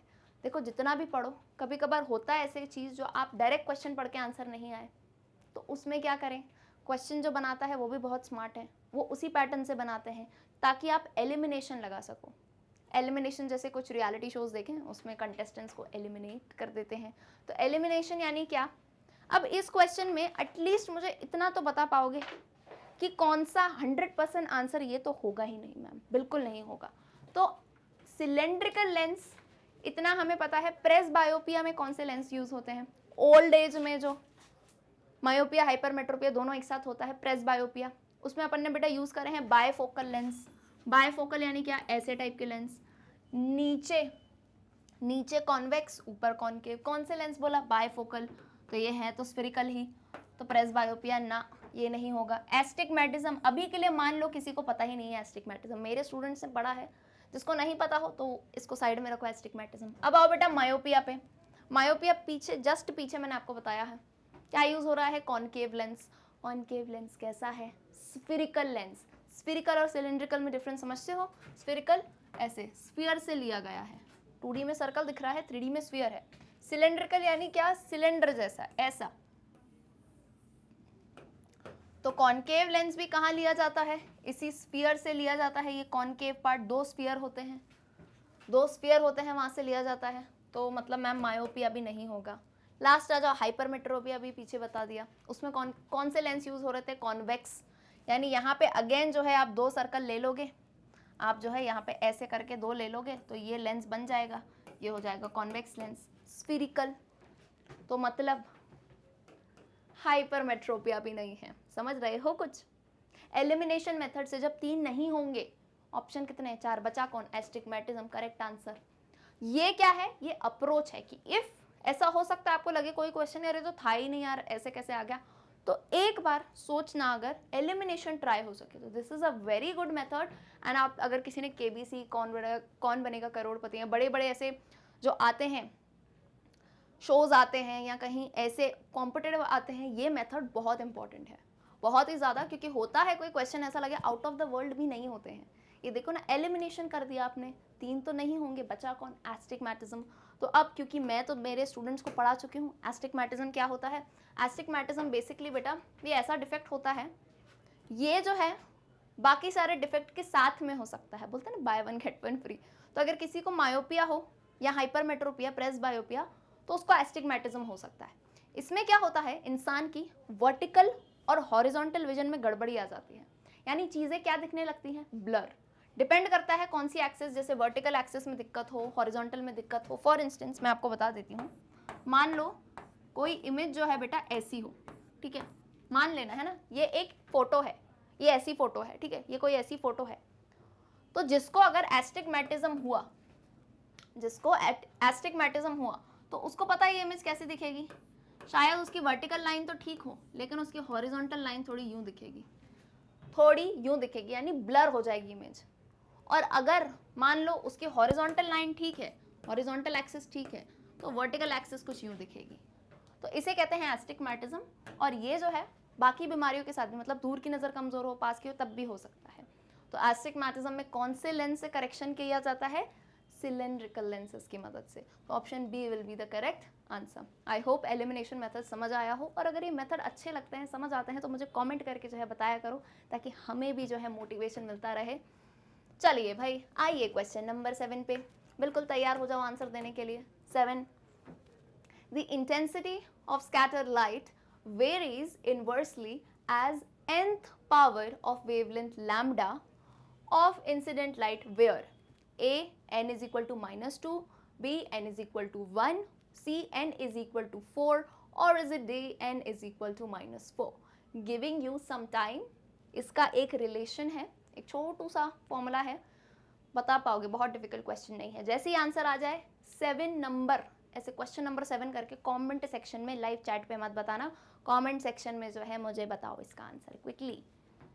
Question number 7, A B C या डी। रिलेशन है, थोड़ा सा टाइम दूंगी मैं, जल्दी से सॉल्व करना है ना, बिल्कुल क्विकली। कितना टाइम दूंगी? जितनी देर में मैम पानी पी लेंगी। तो कुछ बच्चे बोलेंगे मैम आप बहुत देर तक पानी पीते ही रहो, हैं? आ गया आंसर? चलो भाई, अब मैं बताती हूँ रिलेशन। स्कैटर्ड लाइट, स्कैटरिंग हमने लास्ट टॉपिक पढ़ा था चैप्टर में, पूरे चैप्टर में लास्ट था ये, स्कैटरिंग ऑफ लाइट। यानी ये कोई भी एटम है, ठीक है, ये कोई भी स्कैटरर है, डस्ट पार्टिकल वगैरह मान लो, यहाँ इंसिडेंट लाइट हुई, तो ये क्या करेगा? ये लाइट को स्कैटर, स्कैटर यानी फैला देगा, डायरेक्शन इसका चेंज कर देगा। तो इसी में जो है हमने एक रिलेशन पढ़ा था। इंटेंसिटी जो होती है स्कैटर्ड लाइट, यूजुअली आई से डिनोट करते हैं, कैपिटल आई, उसका जो है वेवलेंथ के साथ इनवर्स रिलेशन है, ये भी बता दिया, ये भी बता दिया। और बोल रहे हैं वेवलेंथ की पावर n है, तो ये पावर क्या है बेटा, ये पूछ रहे हैं। I इज इनवर्सली प्रोपोर्शनल 1/, जैसे लैम्डा है, n है यहाँ पे पावर, तो आपको पावर बतानी है कितनी है। तो बहुत ही आसान है, क्लियरली हमने देखा था, intensity is inversely proportional to 4th power of wavelength, lambda raise to the power 4 था। क्लियरली इसमें आपको डेरिवेशन वगैरह नहीं देखना था, सिंपल फॉर्मूला मैंने बताया था, मैंने कहा था ऐसे क्वेश्चन आ जाते हैं एग्जाम में। तो आप क्या बताओगे? n इज इक्वल टू क्या होगा? माइनस नहीं है भाई, माइनस बिल्कुल नहीं है, प्लस ही है। तो option C, n is equal to 4 will be the correct answer. जिसने ये सही आंसर दिया है, वेरी गुड, यानी आपको चीज़ें याद रहती है भाई। और जिसका सही नहीं हो, डोंट गेट डीमोटिवेटेड, कोई बात नहीं, नेक्स्ट आंसर सही दे दो भाई। आ जाओ क्वेश्चन नंबर 8, लिख के बताओ आंसर। ये मैं क्या लिख रही हूँ, मैं ऐसे बता रही हूँ कि ऐसे कमेंट करके आंसर बताना, 8 नंबर लिख के। चलो भाई, Which of the following statements is correct about rainbow? यानी आपको 4 स्टेटमेंट दी गई हैं, इन चारों का रिलेशन रेनबो से सही क्या है, यानी रेनबो से रिलेटेड कौन सी स्टेटमेंट सही है। जैसे ही मैं स्टेटमेंट पढ़ के खत्म करूंगी, उससे पहले ही मुझे आंसर मिल जाना चाहिए। चलिए, option A, in primary rainbow red colour is on the outside and violet colour is on the inside. In primary option B, in primary rainbow, violet color is on the outside and red color is on the inside. C, secondary rainbow is brighter than primary rainbow. Or is it D, in secondary rainbow, light wave suffers one total internal reflection before coming out. Correct statement, यानी एक सही होगा, 3 गलत होंगे। उम्मीद करती हूँ answer जो है बहुत फास्ट टाइप करते हो, जिसको आता है आ गए होंगे। चलिए भाई, अब प्राइमरी रेनबो फिनोमेना याद है, रेनबो हमने किस में पढ़ा था बेटा, याद करो, डिस्पर्जन में। तो ये क्वेश्चन आया है और मुझे बड़ी खुशी हुई है। क्यों? क्योंकि मुझे एक मौका मिल गया आपको रेनबो फिर से समझाने का। रेनबो बहुत इंपॉर्टेंट है, हर पॉइंट ऑफ व्यू से ओलंपियाड बोर्ड अच्छा क्वेश्चन आता है इस पर, और इसका फिनोमेना कभी कभार बच्चों को समझ ही नहीं आता है, तो मैं बहुत ही बढ़िया तरीके से समझाती हूँ। अगर आंसर दे दिया हो तो क्विकली जो है बेटा रिवाइज कर लो रेनबो का फिनोमेना, ठीक है। चलिए भाई, रेनबो, रेनबो, सतरंगी रेनबो की बात करते हैं हम। यहाँ पे हम एक बना लेते हैं हमारा सन, ठीक है, इधर मान लो सन है, इतना बड़ा, ठीक है चलेगा, ठीक है। यहाँ मान लो सन है और यहाँ अपन ले लेते हैं बेटा रेनबो, रेनबो नहीं रेन की ड्रॉप, मतलब रेन की ड्रॉप है, ये पानी की एक बूंद है, ये फिनोमेना एक नहीं बहुत सारी बूंदों पे चलता है, लेकिन आसानी के लिए हम जो है एक पे पढ़ लेते हैं। ये सन है, ये रेन की ड्रॉप है। अब देखो, और आंखें कहाँ है मेरी? यहाँ पे, ठीक है, मैं यहाँ खड़ी हूँ, है ना, आंखें हैं यहाँ मेरी। अब देखो क्या हो रहा है, नाउ यहाँ से मानो एक जो है रे ऑफ लाइट, यहाँ से सन से जो है सन की रोशनी आई है। अब सनलाइट को बेटा क्या माना जाता है? मैंने भ्रम जो है पहले ही वीडियोस में तोड़ दिया है कि बचपन से देखते थे येलो ऑरेंज सनलाइट होती है, नहीं। Sunlight is a white light composed of 7 colours. वो तो ऑलरेडी फिनोमेना बता चुकी हूँ, स्कैटरिंग वगैरह से उसका कलर ऐसा दिखता है। वाइट लाइट है यानी क्या? वाइट लाइट बनी किससे होती है? 7 रंगों से, 7 कॉम्पोनेंट्स। तो व्हाट विल हैपन, जैसे ही सनलाइट यहाँ पे इंसिडेंट हुई, अब बाहर क्या है? एयर है। ये क्या है? बारिश की बूंद, रेन ड्रॉप। ये फिनोमेना कब होगा? जब बारिश हो रही हो हल्की सी, या फिर शावर के थोड़ा बाद, यानी बारिश की थोड़ी बाद की कहानी है ये। तो ये आप रेन ड्रॉप समझो है। अब ये रेन ड्रॉप, ये बाहर एयर है, तो रेन ड्रॉप किसका बना है? पानी का, वाटर। अगेन फिनोमेना आया, रेयरर और डेंसर मीडियम का। रिफ्रैक्शन की कहानी पूरी यही चलती है। एयर है, ये वाटर है। अब हमें पता है वाटर इज, हमें क्या पता है? Water is optically denser than rare. तो when light travels from rarer to denser, तो पढ़ा चुकी हूँ क्या होगी बेटा? नॉर्मल की तरफ बेंड, यानी ऐसे कुछ हो जाएगी। यहाँ पे रेड आ जाएगा, और यहाँ पे लास्ट में बना देती हूँ वायलेट आ जाएगा। ठीक है, बीच में पूरा स्पेक्ट्रम है, विबग्योर बना हुआ है यहाँ पे। Violet, indigo, blue, green, yellow, orange, red. ठीक है, ऐसा पूरा विबग्योर बना है। होता क्या है? अब आपको लग रहा है मैम अच्छा, मतलब अगर हम यहाँ खड़े हों तो हमें रेनबो दिख रहा है क्योंकि यहाँ आएगी लाइट? नहीं, रेनबो के लिए कंडीशंस होती हैं। एक कंडीशन तो शावर जो है बहुत तेज़ नहीं हो, बहुत भारी नहीं हो, पानी की बूंद नहीं तो नीचे गिर जाएगी, हल्की नहीं हो उड़ जाएगी। आइडल मीडियम होता है, तभी हर बार रेनबो देखने को नहीं मिलता है ना। एंड मैक्सिमम रेनबो तो आफ्टर शावर, हल्की हल्की सी जब ड्रिजलिंग हो रही होती है तब देखने को मिलते हैं। तब समझो पहला फिनोमेना क्या हो गया? पहला फिनोमेना, लाइट जो है कलर्स में स्प्लिट हो गई। स्प्लिट हो गई यानी क्या? डिस्पर्जन हो गया। हुआ कि नहीं? पहली चीज मैं लिख सकती हूँ dispersion, splitting of white light into its 7 colours, split हो गई। अब दूसरा एक फिनोमेना मैं ऑलरेडी पढ़ा चुकी हूँ जिसका नाम है टोटल इंटरनल रिफ्लेक्शन। TIR इसे कहा जाता है, टोटल इंटरनल रिफ्लेक्शन। यानी एक ऐसा एंगल आता है, एक ऐसे एंगल पे लाइट इंसिडेंट होती है जो क्रिटिकल एंगल से बड़ी है। TIR आप अच्छे से पढ़ सकते हो आगे जाके, कुछ नहीं है इसमें। यानी मान लो ये एक सरफेस है, जब लाइट डेंसर से रेयरर में जा रही होती है तो टोटली इंटरनली रिफ्लेक्ट होती है, ऐसे जा रही होती है और पूरी की पूरी वापस आ जाती है। कब? जब ये इंसिडेंट एंगल बेटा किससे बड़ा हो? क्रिटिकल एंगल से। तो अब यहाँ पे ये कंडीशन आ जाती है ऐसी कि टोटल इंटरनल रिफ्लेक्शन, यानी ये जो है वापस से रिफ्लेक्ट कर जाए। यानी इसको मैं अगर थोड़ा यहाँ पे बनाऊँ, थोड़ा अपन इधर बना लेते हैं इसको। अब देखो ये जो है पूरी अंदर रिफ्लेक्ट कर गई और ये जो है अंदर रिफ्लेक्ट, मतलब क्या मैम समझ नहीं आया? तो देखो मिरर देखे हो, मिरर, तो ये जो पार्ट है ना रेन ड्रॉप का, बारिश की बूंद का, it acts as a mirror. तो मिरर से क्या होती हैं? चीज़ें रिफ्लेक्ट होती हैं। अरे मिरर पे टॉर्च मार के देखो, आंख पे ही चुभेगी। तो ये मिरर की तरह एक्ट करता है। ये काम हो गया टोटल इंटरनल रिफ्लेक्शन। अब क्या होगा? अब ये फिर से बाहर निकल के आ जाएगी और सीधे आ गई हमारी आंखों में एज रेनबो। ये मैंने एक ड्रॉप दिखाया है और ये बीच में पूरा विबग्योर है, सतरंगी। तो लास्ट स्टेप क्या हो गई? आ गई आंखों में रिफ्रैक्शन करके। किसका फिनोमिना है? रेनबो। क्लियर हुई कहानी की नहीं? क्या किया हमने? अब अच्छा ये बताओ मुझे, सबसे अंदर साइड कौन दिख रहा है? इसे अंदर वाला साइड कहेंगे। तो ये वायलेट है। बाहर कौन दिख रहा है? रेड है। तो इसी के बेस पे क्वेश्चन है, पढ़ लेते हैं ऑप्शन क्या दिया हुआ है। ठीक है, चलो तो अब ऑप्शन पढ़ते हैं, जो बात सही लगे उसे टिक कर देना। Option A, in primary rainbow red colour is on the outside and violet colour is on the inside. कितना खुशी मिलती है पहला ही ऑप्शन पढ़ के सही मिल जाए। प्राइमरी रेनबो में रेड कलर जो है ये आउटसाइड होता है, ये बाहर है, ये आउट है, ये इन है। तो आउटसाइड लाल रंग है, इनसाइड वायलेट रंग है। तो पहला ऑप्शन यही कह रहा है, यानी clearly option A is the correct answer. I hope यही आंसर दिया हो आप सभी ने भी। Let's come to question number 9। Get ready to answer this, क्योंकि इसमें थोड़ा बहुत सॉल्व करना है हमें, तो ये आंसर सबका आना चाहिए। Question 9, 2 beams of red and violet colors are made to pass separately through a prism. Angle of the prism is 60 degree. In the position of minimum deviation, the angle of refraction will be A 30 degree for both the colors, B greater for the violet color, C greater for the red color, or is it D equal but not 30 for both the colors. Question समझ आया हो, ये मतलब मैं लग रहा है बिल्कुल इंटरमीडिएट लेवल वाला क्वेश्चन है, थोड़ा लेवल अप है, तो जिससे बने बताओ, थोड़ा क्वेश्चन समझा दूं क्या कह रहा है। दो बीम ऑफ लाइट है रेड और वायलेट कलर की, है ना, सेपरेटली पास करवा रहे हैं प्रिज्म से।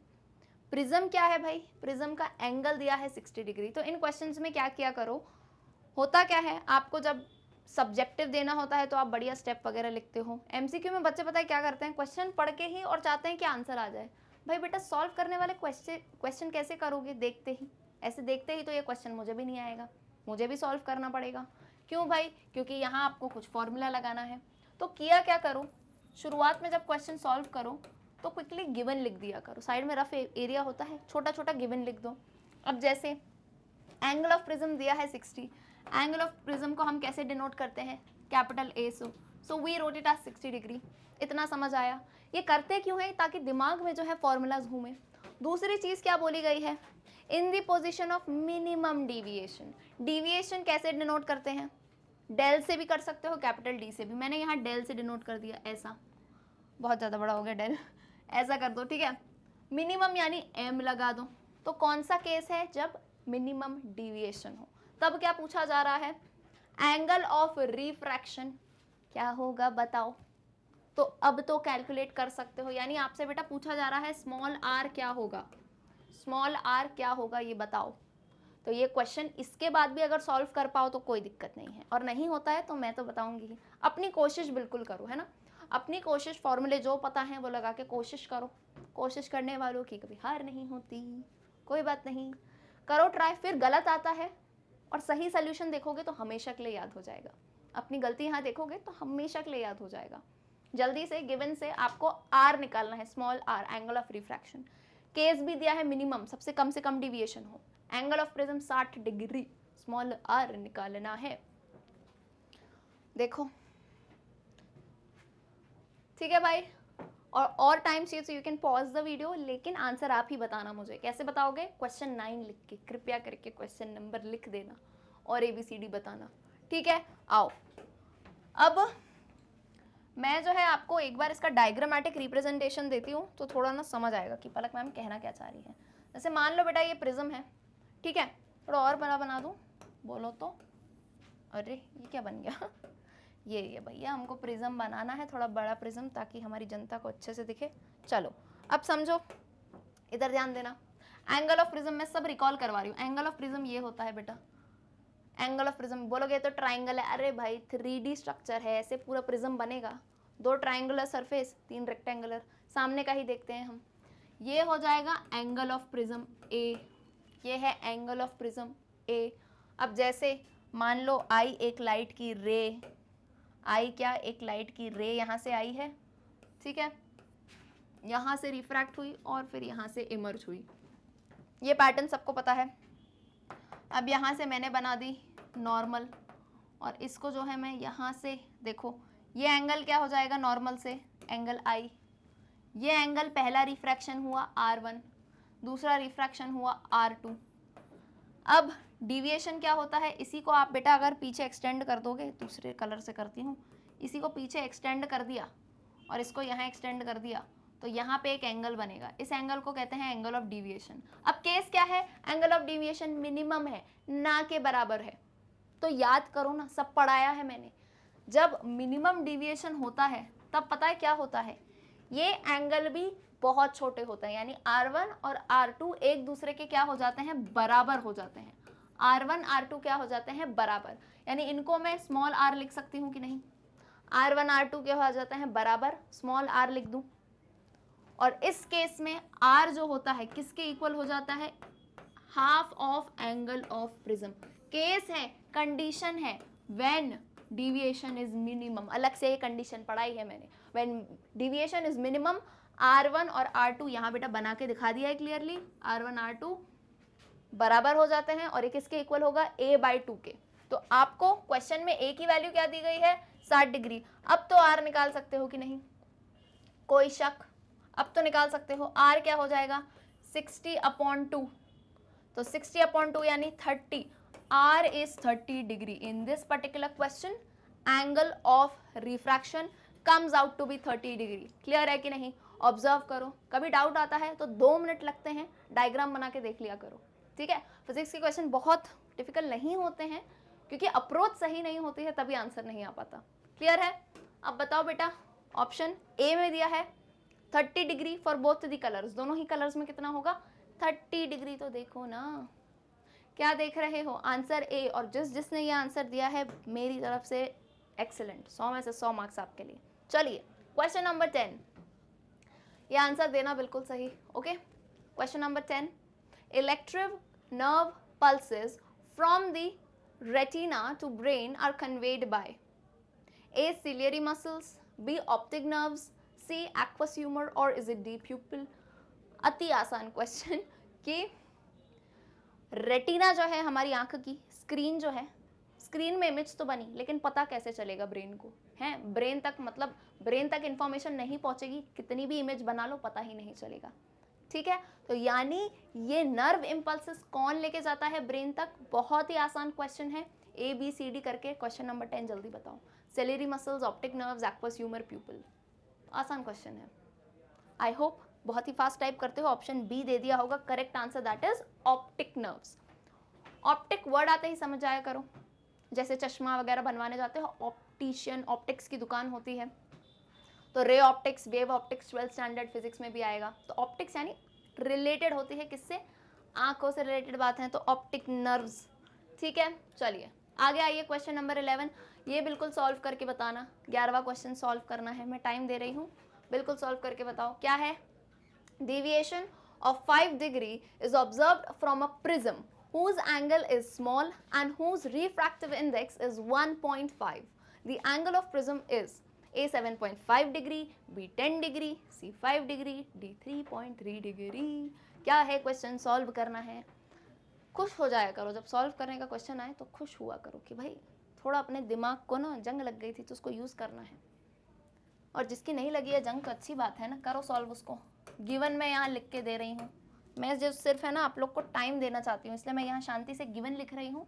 उसके बाद कोई फॉर्मूला लग के आंसर आए तो बताओ. डिविएशन, डिविएशन पीछे ही बताया, डेल से डिनोट करते हैं या कैपिटल डी से. कितना है बेटा 5 डिग्री, बहुत ही कम डिविएशन होता है 5 डिग्री. प्रिज्म से ऑब्जर्व किया है, whose angle is small and whose refractive index is 1.5. Refractive index को म्यू से ऐसे डिनोट करते हैं 1.5, स्मॉल एन से भी डिनोट कर सकते हो, कोई दिक्कत नहीं है. ये डेटा गिवन है, निकालना क्या है, फाइंड आउट क्या करना है, एंगल ऑफ प्रिज्म. तो ए के आगे एक क्वेश्चन मार्क लगा दो, कर सकते हो. यार जब गिवन दिख जाता है ना आंखों में तो फॉर्मूला अपने आप घूमने लगते हैं. तभी कहती हूँ फिजिक्स के जो फॉर्मूला है, और स्पेशली मैंने ये सबको बताया है, चैप्टर 1 और 2 के फॉर्मूला साथ में लिख लेना. क्यों, पहला वाला तो चैप्टर लाइट, दूसरा ह्यूमन आई, तो रिलेटेड है, तो इसके फॉर्मूला एक साथ लिखोगे तो आपके लिए भी आसान हो जाएंगी चीज़ें. ठीक है, ये देख लिया. अरे इसके बाद तो बता दो answer. Question number 11, A B C या डी, क्या आया, कौन सा फॉर्मूला यूज़ किया है एंगल ऑफ प्रिज्म निकालने के लिए. सीधे सीधे मैंने आपको फॉर्मूलेज बताए थे, सीधे सीधे मैंने कहा था कि डेरिवेशन भूल जाओ उसके, सिर्फ आप फॉर्मूला याद कर लो. चलिए भाई, और टाइम चाहिए तो पॉज करके ले लीजिएगा. अब मैं जो है आपको सॉल्व करके बताती हूँ. एक मैंने आपको फॉर्मूला बताया था एंगल ऑफ डिविएशन निकालने के लिए. बेटा पीछे डिविएशन बता चुकी हूँ तो आई गेस मुझे वापस नहीं बताना पड़ेगा. डिविएशन के लिए एक फॉर्मूला बताया है, μ-1 इंटू ए. किस किस को ये फॉर्मूला याद है ज़रा बताओ. ये वाला फॉर्मूला क्लियरली बताया है मैंने. एंगल ऑफ डिविएशन निकालने के लिए रिफ्रैक्टिव इंडेक्स और एंगल ऑफ प्रिज्म से रिलेटेड एक फॉर्मूला है, that is del is equal to μ-1 into A. अब कुछ बच्चे सोचेंगे मैम एंगल ऑफ प्रिज्म का तो कोई फॉर्मूला ही नहीं था. अरे किसी में तो आता है ना ये. अब देखो ना, तभी तो कहती हूँ गिवन लिखो. आपको डेल गिवन है, आपको रिफ्रैक्टिव इंडेक्स गिवन है, ए निकाल सकते हो कि नहीं, इतनी मैथ्स तो आती है. चलो भाई इतना कर सकते हैं हम, तो आइए मेरे साथ सॉल्व कीजिए. क्या करोगे, ए की वैल्यू निकालनी है. कुछ स्टूडेंट्स को आता है मैथ्स में डाउट राइट लेफ्ट लेके जाने में, तो डोंट वरी, मैं बिल्कुल बेसिक से बताती हूँ. हमेशा ये माना करूँ जिसकी वैल्यू निकालनी होती है, मैथ्स में भी ये काम आएगा. मतलब मैं तो ऐसे ही पढ़ती हूँ कि भाई जिसकी वैल्यू निकालनी है वो कहता है मुझे अकेला छोड़ दो, मुझे अकेला छोड़ दो, यानी उससे रिलेटेड कोई भी चीज़ हो प्लस में, माइनस में, इनटू में, उसको भेज दो दूसरी साइड, बॉर्डर के पार। यहाँ पे बॉर्डर कौन सा है, यहाँ बॉर्डर है इक्वल टू का साइन, तो ये राइट हैंड साइड है, इससे कौन जुड़ा हुआ है, ए से, ये पूरी टर्म जुड़ी हुई है, ये पूरी टर्म जो है, ये पूरी टर्म किससे जुड़ी हुई है, ए से जुड़ी है, तो इसको मैं लेके जाऊंगी लेफ्ट हैंड साइड। तो कैसे चलेगी कहानी देखो, यहाँ पे इनटू में है तो लेफ्ट हैंड साइड गई तो कैसे हो जाएगी, डिवाइड में, तो del upon mu minus 1 is equal to A, कुछ ऐसा नज़ारा आ जाएगा भाई। अब सॉल्व तो कर ही सकते हो। डेल की वैल्यू क्या थी, 5 डिग्री दी है, 5 अपॉन न्यू कितना है 1.5, फॉर्मूले का -1 इज इक्वल टू ए। कैसे सॉल्व करोगे, आगे यहाँ पे कर देती हूँ। क्या दिया है, 5 अपॉन 1.5 माइनस 1 कितना होता है 0.5 इज इक्वल टू ए। क्या करोगे, पॉइंट हटाओगे, 0 लगाओगे, 50/5 कितना होता है बेटा 10, तो ए कितना आ गया, ए आ गया 10 डिग्री, ये 1 ये 10, तो ए कितना आ गया 10 डिग्री। कुछ भी सॉल्व करना था, इतना आसान है। लाइट चैप्टर में इतने बड़े बड़े न्यूमेरिकल सॉल्व करके आए हो और यहाँ पे जो है कंफ्यूज हो रहे हो भाई। आई होप क्लियर है। एंगल ऑफ प्रिज्म कितना आ गया 10 डिग्री। कौन सा फॉर्मूला यूज़ किया, तभी कहते हो गिवन लिखा करो तो फॉर्मूला याद आएंगे। और अगर किसी ने पहले हो सकता है फॉर्मूला नहीं लिखा हो तो अभी लिख लेना, ये जो बॉक्स में बना हुआ है ये वाला फॉर्मूला एंगल ऑफ डिविएशन निकालने के लिए होता है, कोई भी टर्म आप निकाल सकते हो। तो क्या है 11th क्वेश्चन का सही आंसर 10 डिग्री कहाँ दिया है ऑप्शन में, ऑप्शन बी। तो 11th का अगर जिसने ऐसे आंसर लिखा हो 11th का बी, तो वेरी गुड, आपको न्यूमेरिकल सॉल्व करने आते हैं बिल्कुल। चलिए आते हैं क्वेश्चन नंबर 12 पे। Red colour is used for danger signals because A it causes fear, B it undergoes least scattering, C it undergoes maximum scattering, और is it D it is in accordance with international convention. वाह भाई, question 12 answer दे दो ABCD, बिल्कुल ही ना funny सा question है। Red signal क्यों use किया जाता है ट्रैफिक सिग्नल में, डेंजर सिग्नल में, या फिर स्टॉप वाले सिग्नल में, या जो वो देखते हो बुल होती है उसमें ऐसे ऐसे रेड रेड वो हिलाते हैं, क्यों, क्या बोलते हैं, क्लॉथ, उसको उकसाने के लिए। तो क्यों भाई रेड कलर क्यों। ऑप्शन ए तो बड़ा ही मज़ेदार है, इट कॉजेज फियर, डर पैदा करता है लाल रंग। तो पर हंसी आ रही है, पर मुझे लगता है कुछ स्टूडेंट्स को लग भी रहा होगा ये आंसर है। हाँ मैम, इट कॉजेज फियर, डर लगता है हमें रेड कलर देख के, गुस्से से लाल हो जाना कहते हैं कि नहीं। चलो जल्दी जल्दी बताओ इसका आंसर, क्यों है डेंजर सिग्नल रेड। और आसान है क्योंकि लास्ट टॉपिक जो पढ़ के आए हो उसी पे क्वेश्चन है, पूरे चैप्टर का लास्ट टॉपिक है, उस पर ये क्वेश्चन है।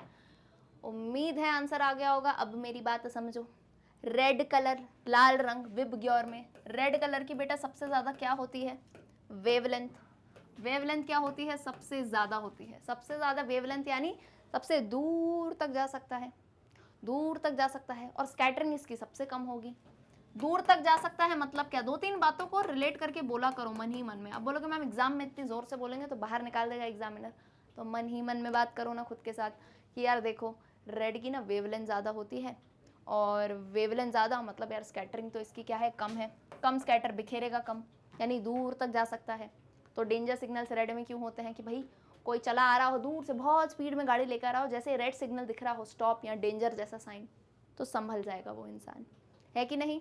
तो इसलिए डेंजर सिग्नल रेड क्यों होते हैं, वेवलेंथ ज़्यादा है तो स्कैटरिंग कम है, स्कैटरिंग कम है दूर तक जाएगा। तो विच मीन्स कि ऑप्शन बी में क्लियरली दिया है, इट अंडरगोज लीस्ट, यानी कम से कम स्कैटरिंग होती है, that is why it is used in danger signals, यानी option B is the correct answer. आ जाते हैं क्वेश्चन नंबर 13 पे। Which of the following phenomena of light are involve in the formation of a rainbow. A reflection, refraction and dispersion, B refraction, dispersion and total internal reflection, C refraction, dispersion and internal reflection, और is it D dispersion, scattering and total internal reflection. अभी पीछे ही मज़ेदार बात है, पीछे ही rainbow बता दिया है तो मुझे मेहनत मेरी थोड़ी कम लगेगी, बिल्कुल याद होना चाहिए। और मैंने 3-3 ऐसे 1 2 3 करके पीछे जो है स्टेप भी लिख दिए थे, पीछे जो है मैंने स्टेप भी लिख दिए थे, तो बिल्कुल याद आ जाएगा कि क्या क्या हो रहा है रेनबो में, कौन से 3 फिनोमिना इन्वॉल्व है। जल्दबाजी में मत पढ़ना है ना कि 1-2 वर्ड मिसिंग है कहीं पे, तो वो मिसिंग वर्ड वाले को टिक मत कराना। अच्छा एकदम करेक्ट ऑप्शन दिया गया है। तो क्या बताया था मैंने आपको, रिफ्रैक्शन भी हो रहा है, ठीक है। दूसरा क्या हो रहा था, dispersion, splitting of light into 7 colours, है ना, 7 रंग रेनबो के। लास्ट में इंटरनल रिफ्लेक्शन। क्या हो रहा है, इंटरनल रिफ्लेक्शन हो रहा है। 3 प्रोसेसेस हैं, कहाँ दिया है, refraction, dispersion and internal reflection, यानी option C is the correct answer. Options में यूजुअली आता है तो इंटरनल रिफ्लेक्शन करेक्ट रहता है, ठीक है। टोटल नहीं यूज करोगे आप, क्या बोलोगे, इंटरनल रिफ्लेक्शन। क्लियर है, ऑप्शन सी करेक्ट आंसर हुआ कि नहीं। अब आओ क्वेश्चन नंबर 14 पे, फिर से सॉल्व करने वाला क्वेश्चन है। Question number 14, a ray of light is passed through a prism of refractive angle 50 degree. The rotation of prism causes the ray to be deviated by various amounts, the least of which is 30 degree. Find the refractive index of glass prism. यानी आपको क्या, और ये values दी हैं sin 25 और cos 50 की। तो बेटा आ जाओ, मेरे गिवन क्या है आंसर, जिसका पहले निकल जा रहा है कोई दिक्कत नहीं है, बता सकते हो। रोटेशन ऑफ प्रिज्म, अब हो क्या रहा है, एक रे ऑफ लाइट आ रही है प्रिज्म पे, रिफ्रैक्टिव एंगल कितना है उसका, रिफ्रैक्टिव एंगल है 50 डिग्री, 50 डिग्री है, यानी हम क्या ले सकते हैं, R is equal to 50 degree, ठीक है। Rotation of the prism causes the ray to be deviated by various amounts, the least of which is 30 degree. Least of which यानी क्या, डेल एम हो गया 30 डिग्री। ये क्लियर हुई कि नहीं बात। अब देखो बेटा, जब मिनिमम डिविएशन होता है, जब मिनिमम डिविएशन होता है तो बहुत ही क्लियरली क्या हो जाता है, आर हो जाता है a/2 के बराबर। अब हमको a निकालना है, एंगल ऑफ प्रिज्म, तो कैसे निकाल सकते हो, a कर सकते हो 50 × 2, ऐसे करके निकाल लेना। क्लियर है। अब आपको फाइंड आउट करना है refractive index of glass prism, यानी u निकालना है। तो याद करो, किसे याद करना है, प्रिज्म फॉर्मूला को। जिसको प्रिज्म फॉर्मूला याद है, ये सब मैं हटा देती हूँ, ये तो नहीं तो चीटिंग हो जाएगी है बिल्कुल ही। मैं सिर्फ यहाँ गिवन लिखे रहने देती हूँ, और इससे भी अगर आपका क्वेश्चन सॉल्व हो जाए तो बहुत अच्छी बात है। निकालना क्या है, रिफ्रैक्टिव इंडेक्स, ये लिख देती हूँ, रिफ्रैक्टिव इंडेक्स फाइंड आउट करना है। यूज़ क्या करोगे, उतनी हिंट भी दे दी मैंने आपको, प्रिज्म फॉर्मूला, और आपको ये कुछ वैल्यूज़ दी हैं, इन वैल्यूज़ को यूज़ करके आपको आंसर फाइंड आउट करना है। क्लियरली साफ साफ आपको प्रिज्म फॉर्मूला जो है यूज़ करना है। और यहाँ पे जो है गिवन दिया है, तो मैं इधर हो जाती हूँ ताकि आप जो है गिवन देख सको, ठीक है। चलो भाई, देख लिया क्वेश्चन आराम से। अब आओ, पहले क्या लिख लो, पहले लिख लिया करो प्रिज्म फॉर्मूला। यहाँ पे मैं लिख देती हूँ प्रिज्म का फॉर्मूला, कैसे सॉल्व करना है समझो। या तो अपन इधर आ जाते हैं, थोड़ी और जगह लेके सॉल्व करते हैं ना भाई, जगह की कमी नहीं है, बहुत जगह है। देखो ये हो गई साइन किसकी है, रिफ्रैक्टिव इंडेक्स की वैल्यू, फॉर्मूला लिखा था डेल एम प्लस a/2, और यहाँ डिवाइड करो, यहाँ आएगा साइन a/2। क्लियर है कि नहीं। ये आ गया बेटा, क्या है ये, प्रिज्म फॉर्मूला। प्रिज्म का फॉर्मूला मैंने कहा था कोई डेरिवेशन में आपको दिमाग नहीं लगाना है, सिर्फ फॉर्मूला याद करना है, ठीक है। ये फॉर्मूला आ जाएगा, इसके बाद क्या करोगे, इसमें से वैल्यूज पुट कर दो। अब मिनिमम डिविएशन है, अब मिनिमम डिविएशन है तो देखो क्या होगा, साइन डेल एम क्या दिया था पीछे, डेल एम था 30, डेल एम 30 है, 30 ही है ना, बिल्कुल सही 30 है। ए जो है हम ले लेंगे 50, रिफ्रैक्टिव इंडेक्स आर क्या दिया है 50, तो ए भी हम क्या ले लेंगे 50 ले लेंगे, क्योंकि आर जो होता है किसके बराबर होता है, a/2 के, a/2 के बराबर होता है कि नहीं। तो इसको ले लो 50, और ये आ जाएगा साइन a/2, a/2 यानी a कितना है 50, तो 50/2 क्या हो गया 25 डिग्री। मैंने यहाँ डायरेक्टली सॉल्व कर दिया है 25 डिग्री, a/2 पे वैल्यू लगाऊंगी। अरे यार पूरा लिख ही देती हूँ, मुझे लगता है नहीं तो बोलोगे मैम ये कहाँ से आया, लो पूरी वैल्यू प्लेस कर दी मैंने, ठीक है। और ये जो है थोड़ा टेढ़ा हो गया, कोई बात नहीं, समझ जाओगे। अब आओ, साइन 50 + 30 कितना होता है 80, साइन 80/2, और ये क्या हो जाएगा साइन 25, साइन 80/2 कितना होगा साइन 40, और साइन 25। अब मेरी बात बिल्कुल अच्छे से सुनना है ना, ये मैथ्स की कहानी है, ट्रिग्नो वगैरह यार पढ़ते हो, साइन कॉस आना चाहिए। अब देखो क्वेश्चन में आपको वैल्यू जो है साइन 25 की तो दी है, साइन 25 की वैल्यू तो दे दी, लेकिन साइन 40 की वैल्यू नहीं दी है, पर दूसरी वैल्यू जरूर दी है। थोड़ा अपना दिमाग लगाना क्वेश्चन में, आपको कॉस 50 दे दी है, तो इस केस में आपको क्या आना चाहिए, साइन को कॉस में बदलना।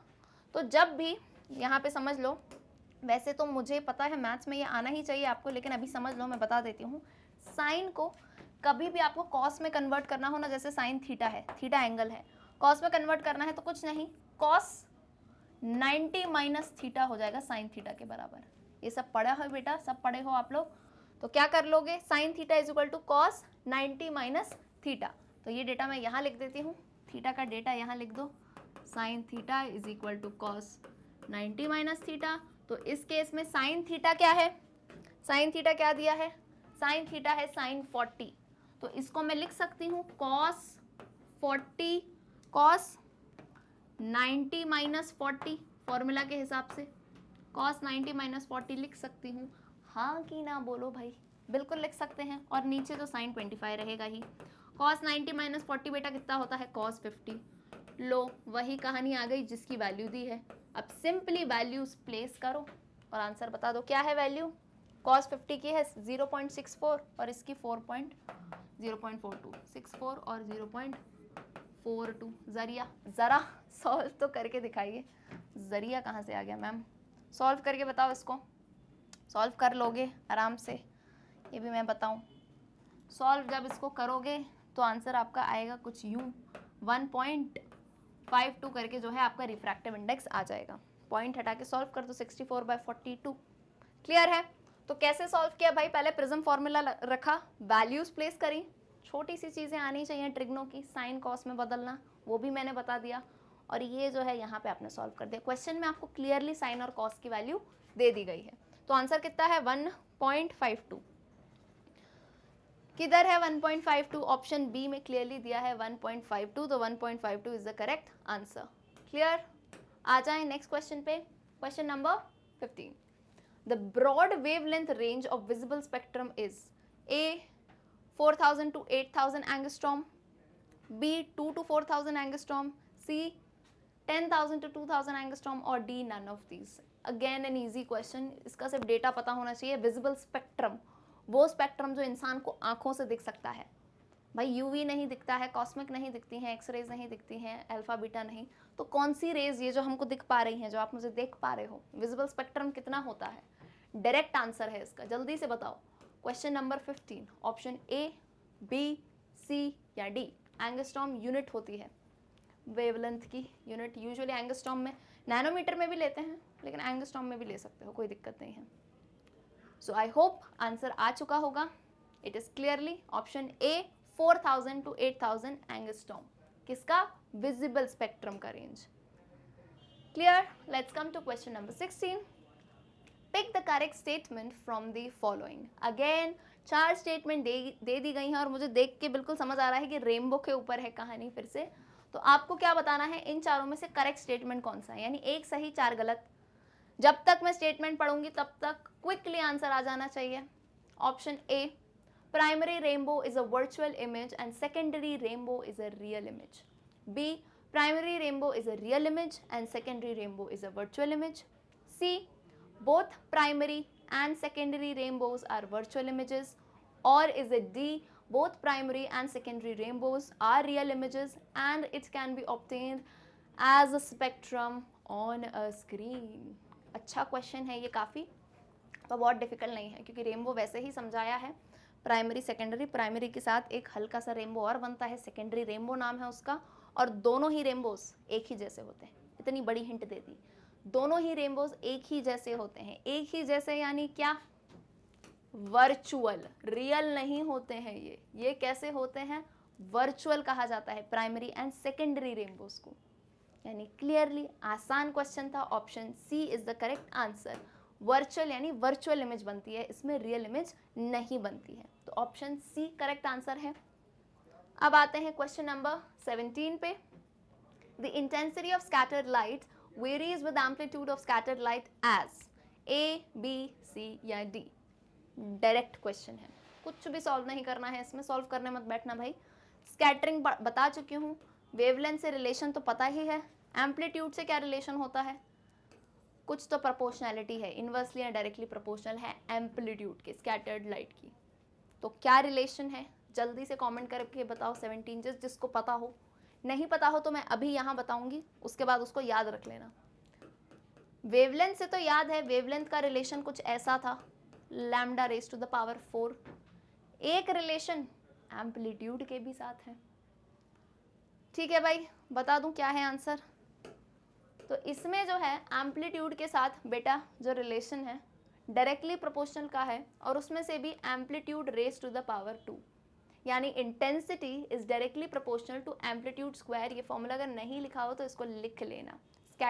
स्कैटरिंग ऑफ लाइट में हमने पढ़ा था वेवलेंथ का रिलेशन, और यहाँ दिखता है आपको एम्पलीट्यूड का रिलेशन। डेरिवेशन वगैरह पे चिंता मत करो, आपको जो है सीधे सीधे रिलेशन पता होना चाहिए, यानी डायरेक्टली प्रोपोर्शनल है, इंटेंसिटी बढ़ेगी तो एम्पलीट्यूड भी बढ़ेगा, और वो भी स्क्वायर से, है ना, टू द पावर 2 से बढ़ेगा एम्पलीट्यूड। क्लियर है, यानी ऑप्शन ए जो है हो जाता है यहाँ पे करेक्ट आंसर। आते हैं क्वेश्चन नंबर 18 पे। चलिए भाई, सॉल्व करने वाला क्वेश्चन है, तैयार हो जाओ, कर लो सॉल्व जल्दी। If the refractive index of a material of equilateral prism is √3, then angle of minimum deviation of the prism is, मुस्कान आई है मेरे चेहरे पे, A30, B45, C60, D75। एक छोटा सा फॉर्मूला है मिनिमम एंगल डिविएशन का, भाई एंगल ऑफ मिनिमम डिविएशन का। जल्दी से बताओ यार, इसका आंसर तो आना चाहिए। छोटा सा ही एक फॉर्मूला है, गिवन बता देती हूँ, गिवन देख के समझ आ जाएगा। रिफ्रैक्टिव इंडेक्स दिया है √3। अब बोलोगे मैम एक ही तो चीज़ दी है, आप क्यों खुश हो रहे हो? ये निकालना है, एक ही चीज़ दी है, आप खुश क्यों हुए? क्योंकि यहाँ पे जो है आपको ए भी दिया हुआ है, एंगल ऑफ प्रिज्म। अब समझदार हो तो समझ जाओगे बिल्कुल कौन है angle of prism. Equilateral prism है। इक्विलेटरल मतलब समझते हो, इक्विलेटरल ट्राइंगल हम बनाते हैं। इक्विलेटरल ट्राइंगल यानी क्या? तीनों साइड इक्वल, तीनों साइड इक्वल। सारी साइड्स कितनी होती हैं? 60। सारी साइड्स 180 होती हैं मिला के, तो एक एक साइड क्या हो गई? 60 डिग्री। ये 60, ये 60, तो यानी एंगल ऑफ प्रिज्म क्या हो जाएगा? 60 डिग्री। ऐसे डायरेक्ट कभी कभी नहीं देंगे आपको, इक्विलेटर बोल देंगे तो समझ जाना कि एंगल ऑफ प्रिज्म कितना हो जाएगा, टोटल 60 डिग्री हो जाएगा। और आपको क्या निकालना है? ये निकालना है एंगल ऑफ मिनिमम डिविएशन। तो आई होप इसको भी जो है सॉल्व कर लोगे, ज़्यादा दिक्कत आनी नहीं चाहिए। फॉर्मूला लगा के सॉल्व करो। एंगल ऑफ मिनिमम डिविएशन कौन सा फॉर्मूला लगाओगे भाई, ये भी बता देना। प्रिज्म फॉर्मूला लगेगा इसमें। क्यों लगेगा? क्योंकि मिनिमम डिविएशन है, तो डायरेक्ट वाले फॉर्मूले से मत करना, मिनिमम डिविएशन वाला जो है फॉर्मूला आप इसमें यूज़ करेंगे। जल्दी से सॉल्व करिए, यहाँ पे गिवन दिया हुआ है। हो गया ये क्वेश्चन? बताओ भाई, जल्दी हो तो जाना चाहिए। अब मैंने टाइम दिया है थोड़ा बहुत, आप क्या करा करो, वीडियो को पॉज करके जो है बता दिया करो कि ठीक है मैम पॉज करके हम सॉल्व कर लेते हैं, और आंसर बताया करो। अब मेरी बारी आ गई है। न्यू इज इक्वल टू, आपको क्या लगाना है? प्रिज्म फार्मूला यूज़ करना है। तो यहाँ से थोड़ा सॉल्व करते हैं। प्रिज्म फार्मूला क्या था? साइन d + a/2, और ये dm है मिनिमम डिविएशन, और यहाँ आ जाएगा sine a/2। I hope this is very clear. जिसकी वैल्यू दिए हैं उसे प्लेस कर दो। ये कितना दिया है? रिफ्रैक्टिव इंडेक्स है √3, साइन, ये तो भैया निकालना है, इसकी वैल्यू नहीं पता, प्लस a कितना है? 60/2, और ये क्या हो जाएगा? Sine a/2। अब a कितना है? 60, तो यहाँ अगर मैं 60/2 करूँ तो कितना होता है? 60 / 2 बोलोगे मैम 30। ठीक है भाई, अब ये कुछ कुछ वैल्यूज जो हैं आपको ट्रिग्नो से याद होनी चाहिए। √3 = साइन dm + 60, इसको ऐसे का ऐसे ही रखे रहने देना, अभी ये सॉल्व नहीं होगा। ठीक है, अब नीचे क्या करोगे? साइन 30 है बेटा, साइन 30 की वैल्यू तो ज़रा बताओ मुझे। साइन 30 होता है 1/2। ये सब वैल्यूज़ आप मैथ्स में ट्रिग्नो में याद करते हो। साइन 30 है 1/2, ये हो गया 1/2, ये 1/2 यहाँ है, 2 एक और आया है डिनोमिनेटर में, तो ये कहाँ चला जाएगा? न्यूमरेटर में। तो ये 2 जो है ऊपर आ चुका है अब, तो ये क्या हो जाएगा? साइन, यूँ कुछ ऐसा नज़ारा आपको देखने को मिलेगा। ठीक है, इंटू टू। तो मैंने क्या किया, ये जो 2 है मैं ये लेकर गई लेफ्ट हैंड साइड पे। लेफ्ट हैंड साइड पे जाएगा तो क्या हो जाएगा? डिवाइड हो जाएगा। सॉल्व करना है भाई हमको, आराम आराम से खुद भी सॉल्व करोगे, समझ आ जाएगा चल क्या रहा है। ठीक है, ये क्लियर हुआ कि नहीं? अब आ जाओ यहाँ पे, इसको मैं फर्दर सॉल्व कर देती हूँ। √3 बाय, अच्छा कुछ स्टूडेंट्स को मुझे पता है, बिल्कुल पता होगा मैम फॉर्मूला लगाना है, लेकिन यहाँ पे गाड़ी जो है ना अटक जाती है। जैसे ही न्यूमेरिकल आए मैम अटक गई गाड़ी, तो मैम आई हैं, गाड़ी आगे लेके जा रही हैं। देखो क्या करना है, √3/2 है, इसको यहीं का यहीं लेके रहने दो। मुझे बताओ, इस चीज़ के लिए मैं सिर्फ आपको बोलूँगी कि आप जो है ना अपनी मैथ्स में ट्रिग्नो थोड़ी स्ट्रॉन्ग कर लो। जो टेबल है ना साइन कॉस का, बेटा बस वो आप याद कर लो, क्योंकि ये क्वेश्चंस फिर आसानी से बन जाएंगे। Physics is nothing, is just बच्चे ना सॉल्व करने में उलझ जाते हैं, तो उधर मत उलझना।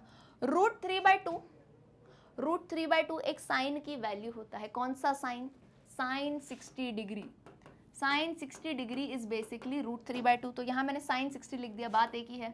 यहाँ लिख दिया मैंने साइन, वही की वही वैल्यू, इसको कोई बदलाव नहीं हो रहा है, अभी ये ऐसे का ऐसा ही है। क्लियर है? ये साइन साइन कट हो जाएगा कि नहीं? ये साइन और ये साइन हटा दो, तो क्या आ जाएगा? 60 is equal to del M plus 60/2। बोलो मैम, थोड़े बादल जो हैं, काले बादल क्लियर हो रहे हैं, क्लियर हो रहे हैं, मतलब हाँ अब आ सकती है डेल एम की वैल्यू। 2 इधर से इधर ले जाऊँ मैं, 60 इंटू 2 कितना हो गया? 120। डेल एम प्लस 60, अब तो निकाल लो। डेल एम की वैल्यू निकालनी है, अकेला छोड़ दो। मतलब ये जो 60 है, लाल रंग से दिखाऊं, ये जो 60 है इसको यहाँ ले आई, 120 माइनस 60, यहाँ प्लस में था इधर माइनस हो गया, is equal to del M. कितने आ गई डेल एम की value? 60 degree is equal to delta M. कोई दिक्कत है तो बताइए भाई जरा, कोई दिक्कत आनी नहीं चाहिए। वैसे ये आ गया आपका आंसर, क्या दिक्कत है? सिर्फ थोड़ा सॉल्व करने आना चाहिए, उसके लिए मैंने आपको कह दिया। Please please sine cos trigno का जो टेबल है उसे याद कर लो, ठीक है? ये क्लियर हुई कहानी? ये काटा पीटी क्या करी है, तो सो मत जाना वीडियो में, नहीं तो पता ही नहीं चलेगा। यहाँ उठे और मैम आंसर आ गया, लो भाई, ठीक है? और जिसने इस वे से सॉल्व किया है, वेरी गुड। कोई अगर बीच स्टेप में अटक गया हो तो भी कोई दिक्कत नहीं है, यहाँ से देख लिया कैसे सॉल्व करना है, बिल्कुल क्लियर। कितनी वैल्यू है? 60, तो 60 डिग्री है सही आंसर। थोड़ा साइड होती हूँ, स्क्रीनशॉट लेना है तो ले लो, कहीं नहीं गई हूँ मैं। चलिए, option C 60 degree is the correct answer. और जिसका ये आंसर है, तालियां मेरी तरफ से आप लोगों के लिए, तालियां। चलिए भाई, आते हैं क्वेश्चन नंबर 19 पे। फिर से सॉल्व करने वाला क्वेश्चन है, कर लो यार सॉल्व जल्दी।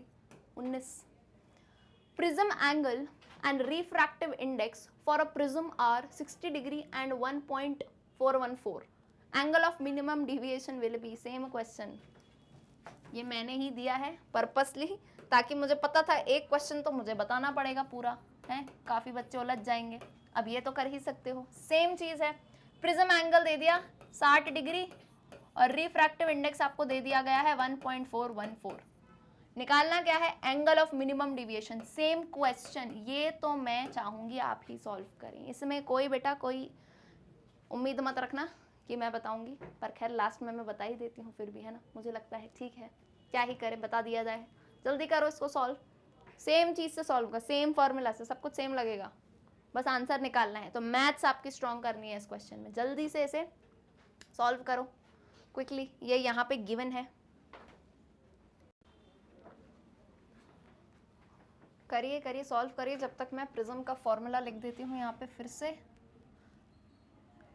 Mu is equal to sine del M plus a/2। लग रहा है वही क्वेश्चन है ना, फिर से सॉल्व कर रहे हैं। ये क्यों दिया है? ताकि बेटा स्ट्रॉन्ग कर लो इस क्वेश्चन को, फिर गलती नहीं करनी है। वैल्यूज प्लेस करो, जल्दी जल्दी जल्दी मेरे साथ सॉल्व करते जाओ, मुझसे पहले एक्चुअल में तो। साथ क्या, न्यू की वैल्यू दी है 1.414। साइन डेल एम तो निकालना है, उसको वैसे का वैसे रहने दो। ए कितना है? 60/2। ये पूरी वैल्यू कुछ देर तक ऐसे ही रहेगी, 60/2। फिर से वही कहानी, ए आ गया 60/2, तो साइन कितना हो जाएगा? 30। समझ रहे हो? साइन a/2 60/2 कितना हो जाएगा? 30। तो मैं डायरेक्टली 30 लिख रही हूँ, चलेगा? बिल्कुल चल जाना चाहिए। आ जाओ, अब 1.414, फिर से वही कहानी होगी, यानी साइन 30 कितना है? 1/2। 1/2, 2 ऊपर गया, इसी 2 को मैं ले आई लेफ्ट हैंड साइड पे डिवीजन में, ठीक है? क्योंकि पिछला क्वेश्चन बताया था बेटा, बड़ी क्लास में आ गए हो, अब इतना डाउट नहीं आना चाहिए। और उसके बाद भी हो तो कमेंट करके बता दो, कोई दिक्कत नहीं। इसको सॉल्व करो, 0.707 is equal to sine del M plus 60/2। Clear है? तो 0.7, ये साइन था ना, अच्छा 0.707, हाँ कहाँ आगे बढ़ रहे हैं अब देखो। फिर से ट्रिग्नो की बात है, आपको क्या याद होनी चाहिए, वैल्यू याद होनी चाहिए। साइन 45 की वैल्यू होती है 0.70 समथिंग, 0.7 मानते हैं, तो ये हो गया साइन 45। फिर ये पूरी की पूरी वैल्यू वैसी की वैसी नोट डाउन कर लेना। साइन साइन कैंसिल हो जाएगा, तो कितना बचा, 45 is equal to del M plus 60/2। यहाँ तक आई कि नहीं स्टोरी आपकी, बताओ। अब जो है यहाँ पे मैं लेके जाती हूँ इसे, चलो क्या लिखें, 45 इंटू 2, ये 2 इधर ले आई मैं लेफ्ट हैंड साइड पे, is equal to del M plus 60। ठीक है बेटा, 45 इंटू 2 कितना होता है, 90 is equal to del M plus 60। तो डेल एम कितना हो गया, 90 माइनस 60, 90 माइनस 60 कितना होता है, 30 डिग्री। ठीक है, यही आंसर आया है कि नहीं सबका बताइए मुझे। 30 डिग्री, सेम चीज़ सॉल्व कर रही थी, कुछ भी अलग नहीं था यार उसमें, पूरा क्वेश्चन ही सेम दे दिया मैंने, है बस रूट की जगह इसकी एक्चुअल वैल्यू दे दी और आसान कर दिया। बस आपको पता होना चाहिए साइन 45 की वैल्यू इतनी होती है। इसी पैटर्न से क्वेश्चन आएंगे, देख लो, थोड़ा साइड हो जाती हूँ, ठीक है, देख लिया अच्छे से। तो यानी ऑप्शन क्या हो गया, ऑप्शन बी हो गया करेक्ट आंसर, 30 डिग्री। जिसका ये आंसर आया है मुझे कमेंट करके बताओ, मैं बिल्कुल देखूंगी। ठीक है, चलो let's come to the last question, question number 20। और इस क्वेश्चन के बाद जल्दी से अपना स्कोर कैलकुलेट कर देना और मुझे बता देना कि कितने आए, 20 में से 10, 5 या पूरे के पूरे 20। ओके, चलिए। The given figure shows 3 cases of a ray passing through a prism of refracting edge A. A case या द केस है, हाँ, the case corresponding to minimum deviation is A1, B2, C3, D, none of these. कुछ नहीं है, 3 आपको यहाँ पे figure दे दिए गए हैं। रिफ्रैक्टिंग एज ये सबकी क्या ले ली है, A है। अब जो है आपको बताना है इन किस केस में से मिनिमम डिविएशन कहाँ हो रहा है, यानी डेल की वैल्यू सबसे कम किधर है, A वाला केस है, B वाला केस है, या फिर ये 3 वाला केस है। तो ज़रा देखो और मुझे बताओ। कुछ भी नहीं है इस क्वेश्चन में, बिल्कुल डायरेक्ट क्वेश्चन है, सिर्फ मैं थोड़ा रेज आपको जो है क्लियरली बना के बता देती हूँ। ये इधर से आ रही है और ये ऐसे जा रही है, ये इधर आई, यहाँ गई, फिर इमर्ज हुई, ये इधर आ रही है और जो है थोड़ी टेढ़ी हुई है रिफ्रैक्शन के टाइम और यहाँ पे गई है। तो क्लियरली दिख रहा है केस 1 और केस 1 में भी डिविएशन ज़्यादा है भाई, केस 1 में भी डिविएशन ज़्यादा है, केस 3 में भी ज़्यादा है, लेकिन केस 2 में जो हमने एक्चुअल प्रिज्म पढ़ा है मिनिमम डिविएशन के लिए, लाइट रे ऐसे आई, रिफ्रैक्ट हुई, फिर ऐसे गई, इस केस में क्या हो रहा है, मिनिमम डिविएशन, सबसे कम डिविएशन, यानी ऑप्शन क्या हो जाएगा, option B, 2 is the correct answer. Alright, समझ आया ये क्वेश्चन। चलिए भाई, इसी के साथ जो है ख़त्म होते हैं हमारे इंटरमीडिएट लेवल के क्वेश्चंस। आप जो हैं कमेंट करके अपने स्कोर ज़रूर बताइए और ये भी बताइए कि वीडियो कैसा लगा। मैग्नेट ब्रेन्स एक ऐसा प्लेटफॉर्म है जहां आपको मिलती है बिल्कुल फ्री एजुकेशन, और फ्री है इसका मतलब क्वालिटी से कोई भी भेदभाव नहीं है, आपने वीडियो देख के ही समझ गए होंगे। यहाँ पे क्या क्या कवर होता है मैं बता देती हूँ। हम सभी जितनी भी क्लासेस हैं KG से लेकर 12 तक, CBSE ले लो, NTSC, ओलंपियाड, CUET, जितने भी कॉम्पिटिटिव्स दिख रहे हैं, यूपी बिहार के बोर्ड, स्पोकन इंग्लिश पढ़ना चाहते हो, और जो बच्चे गवर्नमेंट एग्जाम्स की तैयारी करना चाहते हैं, SSC, UPSC, बैंक, उसकी भी तैयारी हम करवाते हैं बिल्कुल फ्री ऑफ कॉस्ट। यानी ऐसा नहीं है 2-3 वीडियो मेरी देखे और हम मांगने लगे कोई चार्ज या बोले कि कोई कूपन खरीद लो, बिल्कुल नहीं, बिल्कुल फ्री ऑफ कॉस्ट एजुकेशन है। तो हमारे साथ पढ़ते रहिए और अपनी तैयारी जो है स्ट्रॉन्ग कर लीजिए। एंड ये वाला वीडियो पसंद आया हो तो लाइक, सब्सक्राइब, शेयर करना बिल्कुल मत भूलना। See you all in the next video, till then good bye.